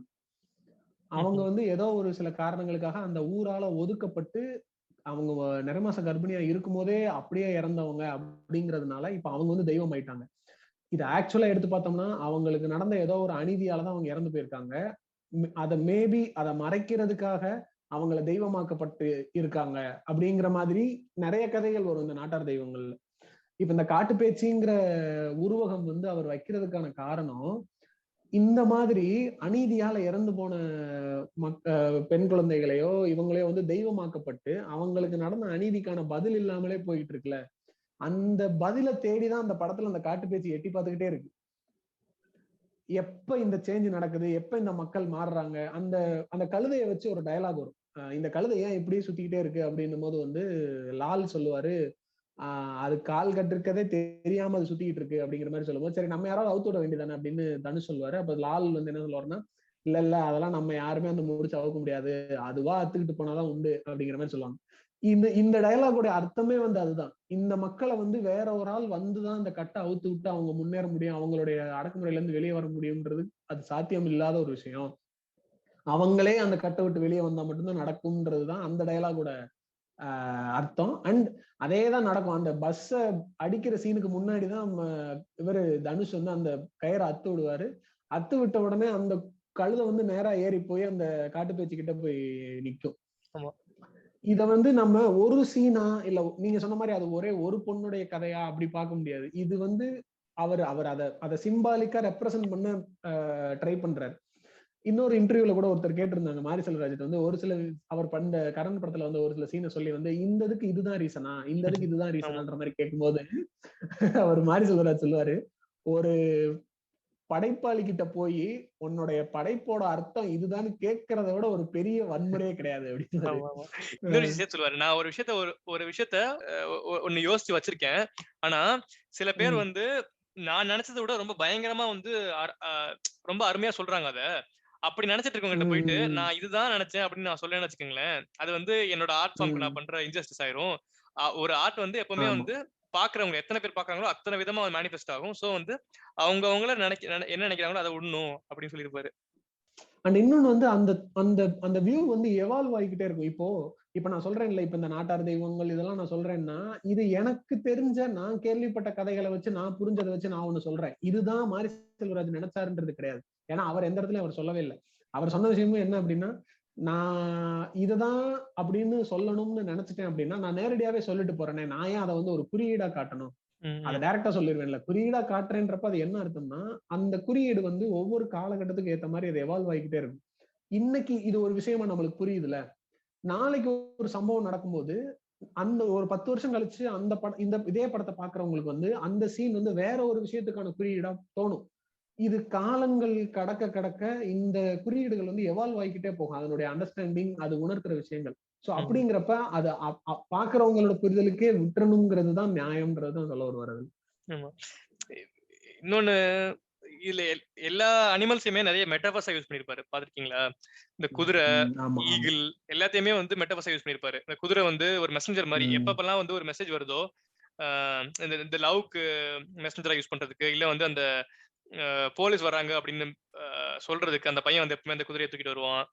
இந்த கண்ணபிரான் வந்து ஈகிளுக்கு ஈக்குவேட் பண்ணிருப்பாங்க. இந்த மாதிரி எல்லா மெட்டாபர்ஸுமே அந்த எல்லாமே குறியீடு மாதிரி தான் வச்சிருப்பாங்க. சோ இதெல்லாம் ஒரு அந்த ஏஸ்தெட்டிக்ஸ் தான். இவங்க இவ்வளவு பிளான் பண்ணி இவ்வளவு பார்த்து பண்றவங்க கிட்ட போயிட்டு இவங்க வந்து என்னப்பா ஒட்டவே இல்ல அப்படிங்கிறாங்க. அதாங்க நீங்க சொன்ன அந்த அந்த உற்றாதீங்க எம்மோ பாட்டு வந்து எனக்கு நான் ஃபர்ஸ்ட் டைம் கேட்கும் போதே எனக்கு வந்து அது ஒரு பயங்கரமான ஃபீல் கொடுத்துச்சு அந்த பாட்டு. அந்த லிரிக்ஸும் அதனுடைய ஸ்டேஜிங்கும் வந்து அதாவது என்னன்னா அந்த விட்டுறாதீங்க எம்மோ, எனக்கு அதை எப்படி சொல்லன்னு தெரியல. அந்த அந்த 2 வார்த்தை இருக்குல்ல, உற்றாதீங்க எம்மோங்கிற வார்த்தையே ஒரு மாதிரி என்னைய ரொம்ப ஹர்ட் பண்ணுச்சு இந்த சென்ஸ். ஏதோ ஒரு மாதிரி குறுகுறுன்ற மாதிரி எனக்கு அந்த வார்த்தையே ஒரு மாதிரி ஃபீல் ஆச்சு. விட்டுறாதீங்க, இது விட்டீங்கன்னா போச்சு அப்படிங்கிற மாதிரி அந்த ஒரு பதட்டத்துல அந்த ஏக்கமா கேக்குற ஒரு வார்த்தை இருக்குல்ல, விட்டுறாதீங்கம்மா அப்படிங்கிற மாதிரி. அந்த லைன்ல அவங்க எக்ஸ்பிரஸ் பண்றதும் அந்த சீனை பாத்தீங்கன்னா அது அது அது முழுக்க அது அப்படியே பொருந்தி போகுது. அந்த சீனோட எக்ஸ்பிரஷனை அந்த வார்த்தையால மட்டும்தான் எக்ஸ்பிரஸ் பண்ண முடியுங்கிற மாதிரி தான் இருந்துச்சு. ஏன்னா அது வந்து சாதாரண ஒரு விஷயம் இல்லை. அன்னைக்கு அந்த சீன்ல அவங்க அந்த ஒரு போருக்கு தயாராகிற மாதிரி தயாராகிற அந்த இடம் வந்து சும்மா ஏதோ ஒரு விஷயத்த ஒரு சின்ன விஷயத்துக்காக அவங்க சண்டை போடல. பல வருஷமா அந்த கூட்டம் வந்து ஒரு காரணத்துக்காக ஒடுக்கப்பட்டுக்கிட்டு இருக்கு, வாய்ப்புகள் மறுக்கப்பட்டுக்கிட்டு இருக்கு. இந்த இடத்த நீங்க விட்டீங்கன்னா இதுக்கப்புறம் நம்மளுக்கு மொத்தமா போச்சுன்ற ஒரு மனநிலையில அவங்க போராட்டத்தை எடுக்கணும்னு நினைச்சிட்டு இருக்கும்போது அந்த இடத்துக்கு இதுதான் சரியான ஒரு இதா இருந்துச்சு. எனக்கு ரொம்ப நான் இவ்வளவு எக்ஸைட் ஆகி பேசுறது காரணம் என்னன்னா, நம்ம நிறைய விஷயங்களை கற்பனை பண்ணுவோம். ஒரு கிரியேட்டரா பண்றாங்க, கொண்டு வர்றாங்க. அந்த ஜஸ்டிபிகேஷன் இருக்குல்ல, ஆமாடா இந்த சிச்சுவேஷனுக்கு இதுதான்டா கரெக்ட்னு நம்மள ஃபீல் பண்ண வைக்கிறாங்கல்ல, அதெல்லாம் எப்படி அவங்களுக்கு அது தோணுதுங்கிறதே ரொம்ப ஆச்சரியமா இருந்துச்சு. அதான் இன்னொன்னு கூட அந்த பரியரும் பெருமாளுக்கான ரெஃபரன்ஸ் கூட வச்சிருப்பாங்க இந்த படத்துல. ஒரு தாத்தா அந்த லாஸ்ட் சீன்ல வந்து 5-6 தாத்தாக்கள் இறந்த மாதிரி காட்டுவாங்கல்ல, போட்டோ காட்டுவாங்க. அதுல ஒருத்தரோட பேர் பரியரும் பெருமாள் இருக்கும். பாத்துக்கீங்களா? ஆமா பாத்துக்கீங்களா? ஆமா, ஒருத்தரோட பேர் பரியரும் பெருமாள் இருக்கும். இன்னொன்னு என்னன்னா, இந்த மாதிரி ஒரு நரேட்டிவ் வந்துட்டே இருக்கும். ஒரு பையன் அந்த குதிரையை வச்சுட்டு இருக்கான்ல, அவன் தான் வந்து பரியனா இருக்க சான்ஸ் இருக்கும். அவன் தான் வந்து அடுத்த காலத்துல படிச்சு வந்து வெளியே முன்னேற வர்றான் அப்படிங்கிற மாதிரி இருக்கும். இன்னொன்னு என்னன்னா, குதிரை பரின்னா குதிரை பரியரும் பெருமாள்ங்கிறதுனால வந்து அந்த குதிரை திருவண்ணா காமிச்சிருப்பாங்க அப்படிங்கிற சொல்லுவாங்க. சோ அதான் இது எல்லாமே நம்மளோட திங்கிங்ஸ், நம்மளோட மேனிஃபெஸ்டேஷன்ஸ் இதுதான் அப்படின்னு சொல்லி மாரி செல்வராஜ் வைக்கவே இல்லை. பட் வந்து எப்படி ஒவ்வொருத்தவங்களும் பாக்குறாங்கிறது மாறும். இந்த கர்ணன்லயே 2 கேரக்டர்ஸ் பத்தி நம்ம பேசி ஆகணும். ரொம்ப முக்கியமான கேரக்டர்ஸ். இந்த கண்ணபிரானுக்கு ஈக்குவலான ஒரு வயலன்ஸ். அதாவது இந்த அழகம் பெருமாள் இருக்கார்ல, அவர் நடிச்சிருப்பாரு. அந்த கவுன்சிலரா ஏதோ ஒரு நடிச்சிருப்பார்ல. அவர் வந்து இந்த வார்த்தை சொல்லுவாரு. அவங்க கிட்ட போய் சண்டை போட்டுக்கிட்டு இருக்க, அவங்க வந்து இப்படி டெய்லி நம்ம கிட்ட வந்து கேட்டுட்டு இருக்காங்க, பஸ் இல்லாம கஷ்டப்பட்டு இருக்காங்க, அதை பார்த்து ரசிப்பியா, அதை விட்டுட்டு போயிட்டு அவங்க கூட சைக்கு சமமா சண்டை போட்டுட்டு இருக்க அப்படின்னு. இதுதான் கண்ணபிரான் பண்ணதை விட அதிகமான வயலன்ஸ் இது. இது எப்படி ஒருத்தன் படுற கஷ்டத்தை பார்த்து ரசிக்கிறது. ஒருத்தனை நீ அடிமைப்படுத்துங்கிறத தாண்டி ஒருத்தன் கஷ்டப்படுறத ரசிக்கிற, அது வந்து சாடிஸ்டிக் பிஹேவியர். அது ரொம்ப கேவலமான விஷயம். அது ரொம்ப நார்மலா பண்ற விஷயம் தான் அது நம்ம ஊர்ல. இதெல்லாம் இவங்க எல்லாம் விட மோசமானது யாருன்னா நம்ம கலெக்டர். ஒரு அந்த படத்துல ஒரு லாஸ்ட் சீன்ல ஒரு கலெக்டர் வருவாரு. அந்த ஃபைட் நடக்கிறதுக்கு முன்னாடி அந்த அடிப்பாங்கல, அதுக்கு முன்னாடி வருவாரு. வந்துட்டு அந்த நாயை எதுக்கு நீங்க கூப்பிட்டாங்க, வந்து சரி பண்ணி வைக்கிறதுக்காக. சரி பார்த்து பண்ணுங்க, அப்படி உயிர் போயிடக்கூடாது அப்படின்னு சொல்லிட்டு போயிடுவாரு. இந்த நாய்ங்க எல்லாம் எதுக்கு படிச்சு வந்து ஐஏஎஸ் ஆறாங்கன்னு தெரியல. அதாவது ஒரு மீம் போட்டிருந்தாங்க, show me the perfect villain அப்படின்னு இருப்பாங்க. ஃபர்ஸ்ட் வந்து அந்த கண்ணபிரானை காமிச்சிருப்பாங்க. அப்புறம் வந்து no I said the real villain அப்படிம்பாங்க. அப்புறம் வந்து அழகம் பெருமாளை காமிச்சிருப்பாங்க. No I said the perfect villain அப்படின்னு கேட்பாங்க. அப்புறம் வந்து கலெக்டர் காமிப்பாங்க, தட்ஸ் பெர்ஃபெக்ட் அப்படின்னு. அந்த மாதிரி அதான் இது எதுக்கு வந்து ஸ்டேட் வயலன்ஸ் அப்படின்னு சொல்றாங்கன்னா, இது வெறும் அந்த கண்ணபிரானோட வெறும் ஈகோக்காக நடக்கிற விஷயம் கிடையாது. இது வந்து ஸ்டேட் நடத்துது. அவங்க வந்து அப்ரஸ்ட் பீப்புள், அவங்க மேல வந்து இந்த வன்முறையை திணிக்கலாம், அந்த பண்ணலாம் அப்படின்னு ஒரு அட்மினிஸ்ட்ரேட்டர், ஒரு ஐஏஎஸ் சொல்றாரு அப்படின்னு, அதுதான் ஸ்டேட் வயலன்ஸ் சொல்றாங்க. சும்மா ஒருத்தர் 2 பேர் சண்டை போடுறது வந்து ஸ்டேட் வயலன்ஸ் சொல்ல மாட்டாங்க. அந்த ஸ்டேட் வயலன்ஸுக்கு ரிட்டாலியேட் பண்றத வந்து நம்ம வந்து என்னவா அட்டாக் பண்றோம் அப்படின்னா, நீங்க வன்முறையை கையில் எடுக்கிறீங்க, நீங்க வந்து அவங்கள்ட்ட போய் பெட்டிஷன் கொடுத்துருக்கணும், மனு கொடுத்துருக்கணும், சட்ட ரீதியா அணுகி இருக்கணும் இந்த விஷயத்த அப்படின்னு சொல்லி அதுக்கு ஜஸ்டிபிகேஷன். அதான் இல்ல, இந்த படம் ஃபுல்லா அந்த வயசானவங்க வந்து அலைஞ்சிட்டே தான் இருப்பாங்க, மனு கொடுத்துட்டே தான் இருப்பாங்க, கலெக்டர் ஆபீஸ் போய்கிட்டு கொடுத்துட்டே தான் இருப்பாங்க. இதெல்லாம் பார்த்துட்டு தான் இருக்காங்க. சரியா? இதெல்லாம் பார்த்தாலுமே நீங்க எதுக்கு அடிக்கிறீங்க, லீகலா போக வேண்டியதானே அப்படிங்கிற மாதிரி கமெண்ட்ஸ் வருது. அப்படின்னா என்ன மாதிரி மனநிலை இதெல்லாம்? இல்ல அதுலதான் நீங்க சொன்ன மாதிரி அதையும் அவர் எஸ்டாப்ளிஷ் பண்ணிட்டாரு. இவன் என்னை இப்ப வந்து அடிச்சதே வந்து நான் பஸ் கேட்டதுக்காக கிடையாது அப்படிங்கறதையும் அவர் அதை மென்ஷன் பண்ணி அதை எஸ்டாப்ளிஷ் பண்ணிட்டாரு. ஆனாலும் நம்ம மனசு வந்து அதை திரும்ப திரும்ப நீங்க பஸ்ஸுக்காக போராடணும், பஸ்ஸுக்காக மட்டும் போராட வேண்டியதானே, எதுக்கு இந்த சண்டை வரீங்கன்ற மாதிரி திரும்ப அவங்க பக்கம் திருப்பதான் வருது. இதுல அதான் எனக்கு ஒரு பாயிண்ட் வந்து, நம்ம இப்ப பேசிட்டு இருக்கும்போது இப்ப அசுரன் இந்த மாதிரி படங்கள்லாம் வரும்போது கூட அதை வன்முறைன்னு சொல்றாங்க அப்படின்னும் போது, அசுரனுக்கு கூட கர்ணன் அளவுக்கான எதிர்ப்பு வரல பொதுவா. அது எனக்கு என்ன தோணுச்சு அப்படின்னா, அசுரனை எடுத்தது வெற்றிமாறன் அப்படிங்கிறதுனாலையும் கர்ணனை எடுத்தது மாரி செல்வராஜ்ன்றதுனாலயுமே இந்த பேச்சு வருது. அதாவது ஃபர்ஸ்ட் அந்த கதையில வரக்கூடிய கேரக்டர், அவன் ஒருத்தன் ஒடுக்கப்பட்ட சமூகத்துல இருந்து அவனே அவனுக்கான கேள்வியை கேட்கறதே பிரச்சனையா இருக்கு.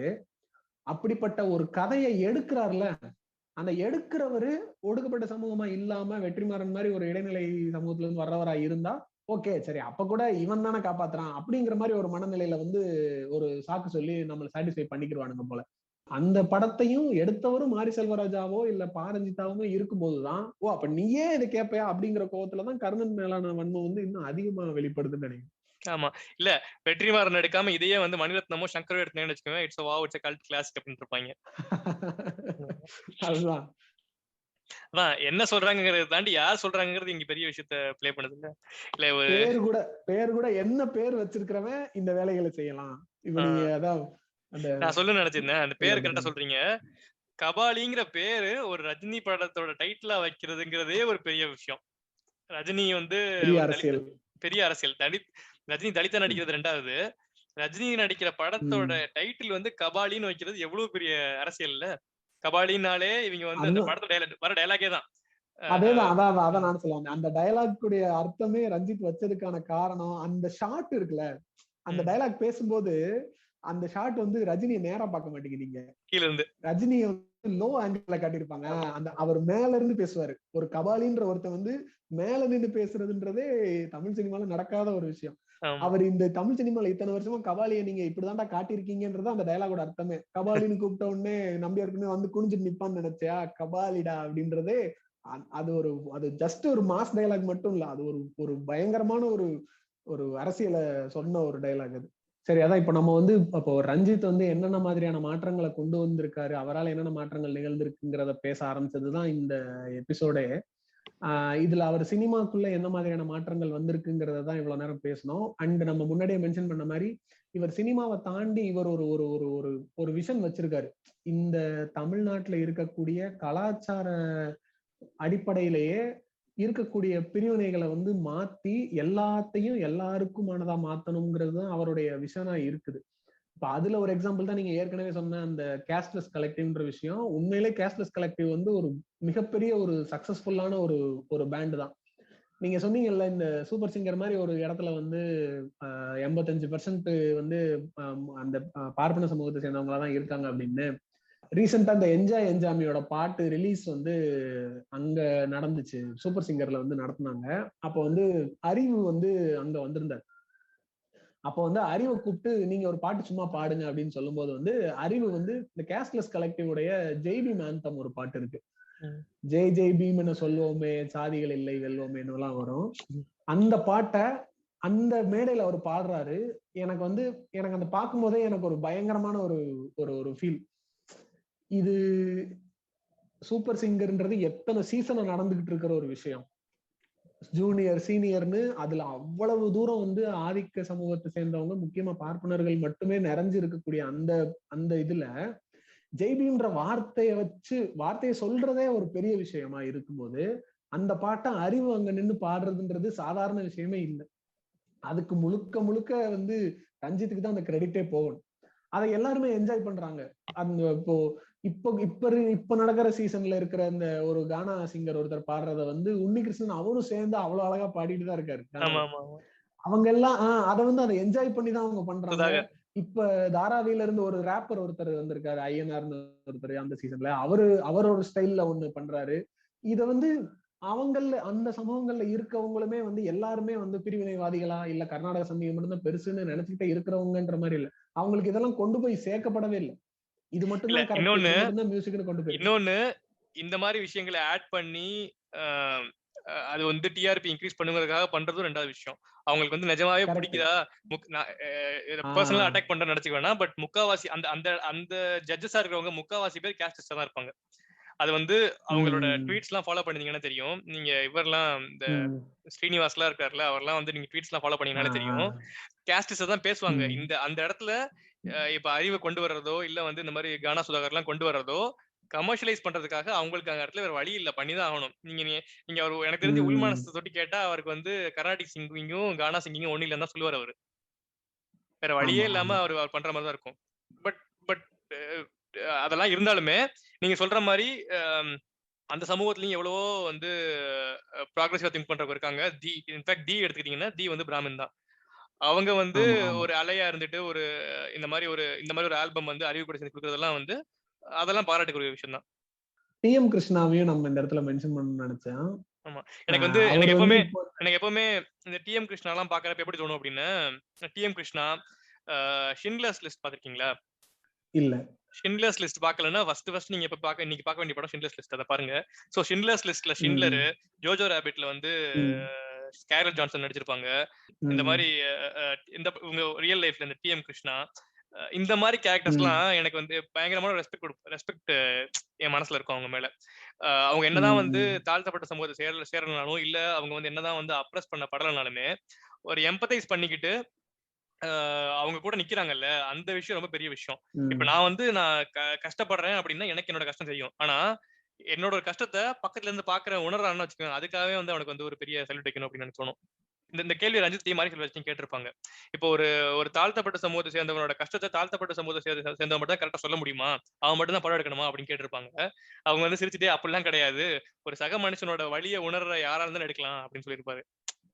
ஸோ அந்த கேஷ்லெஸ் கலெக்டிவ் அந்த மாதிரி அது ஒரு மிகப்பெரிய சக்சஸ்ஃபுல்லான ஒரு மூவ். அண்ட் அதுல ரீசெண்டா அதுல இருக்கக்கூடிய அந்த இசைவாணி அவங்க வந்து பிபிசியால ஐடென்டிஃபை பண்ணி அவங்க ஒரு அவார்டு வாங்கினாங்க. இது ஒரு சைடு ஒரு டெவலப் பண்ணி கொண்டு போயிட்டு இருக்காரு. இன்னொரு பக்கம் வந்து யூடியூப்ல வந்து நீலம் பண்பாட்டு மையம்ன்ற ஒரு சேனலை வச்சிருக்காங்க, ரஞ்சித்தோடது ஒண்ணு.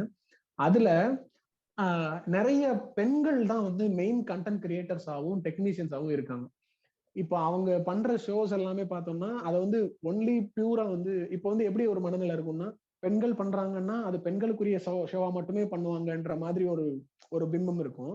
அதை மாத்தி சாதாரணமான ஷோஸ்ல ஆண்கள் எப்படி ஒர்க் பண்றாங்களோ அதே மாதிரி பெண்கள் ஒர்க் பண்ணலான்ற மாதிரி இப்போ அவங்க இந்த நீலம் பண்பாட்டு மையத்துல வர ஷோஸ் எல்லாம் பார்த்தோம்னா அந்த மாதிரி இருக்கும். அண்ட் அவங்க ரெக்ரூட் பண்ற ப்ராசஸ் எல்லாம் பாத்தீங்கன்னு வச்சுக்கோங்களேன், அதுல வந்து அவங்க மென்ஷன் பண்ணியே போட்டிருப்பாங்க. இந்த மாதிரி ஓபிசி, எஸ்சி, எஸ்டி இந்த மாதிரி பிரிவுல இருந்து வர்றவங்களுக்கு முன்னுரிமை கொடுக்குற மாதிரி, பெண்களா இருந்தா அவங்களுக்கு இன்னும் முன்னுரிமை கொடுக்குற மாதிரி, இந்த மாதிரி ஆட்களை எடுத்து அவங்கள வந்து கண்டென்ட் கிரியேட்டர்ஸாகவும் டைரக்ஷன் சைடும் டெக்னிக்கல் டீம்லயும் இன்க்ளூட் பண்ணி அந்த சைடு அதை ஒரு தனியா ஒரு இதா நடத்திட்டு இருக்காரு. இந்த மாதிரி மல்டிபிள் பிளாட்ஃபார்ம்ஸ்ல நிறைய விஷயங்கள் வந்து முன்னெடுத்து பண்ணிட்டே இருக்காங்க. இன்னொரு முக்கியமான விஷயம் வந்து இந்த மார்கழியில் மக்கள் இசை அப்படிங்கிறது.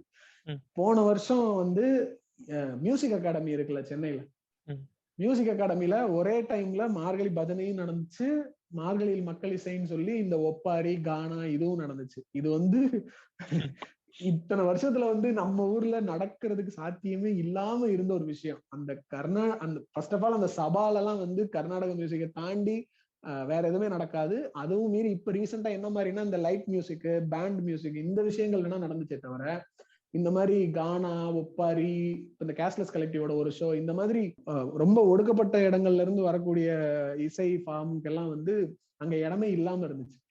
இந்த மாதிரி நிறைய பண்ணிட்டு இருக்காரு.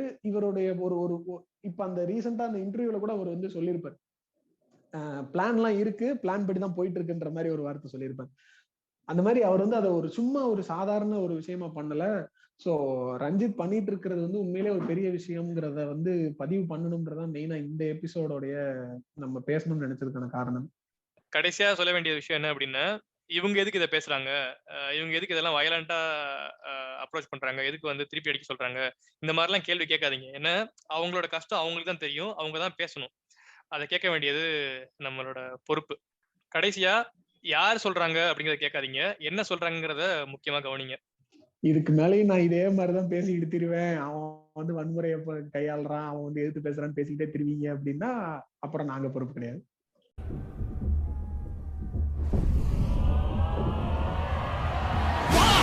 உன்னையும் மண்ணையும் வென்று வாசி ராகவோர் தேவையை கொண்டு வானு ஆயிரம் ஆண்டுகள் போகுவே உன் ராகவே மாறுவாய் சீருவாய்.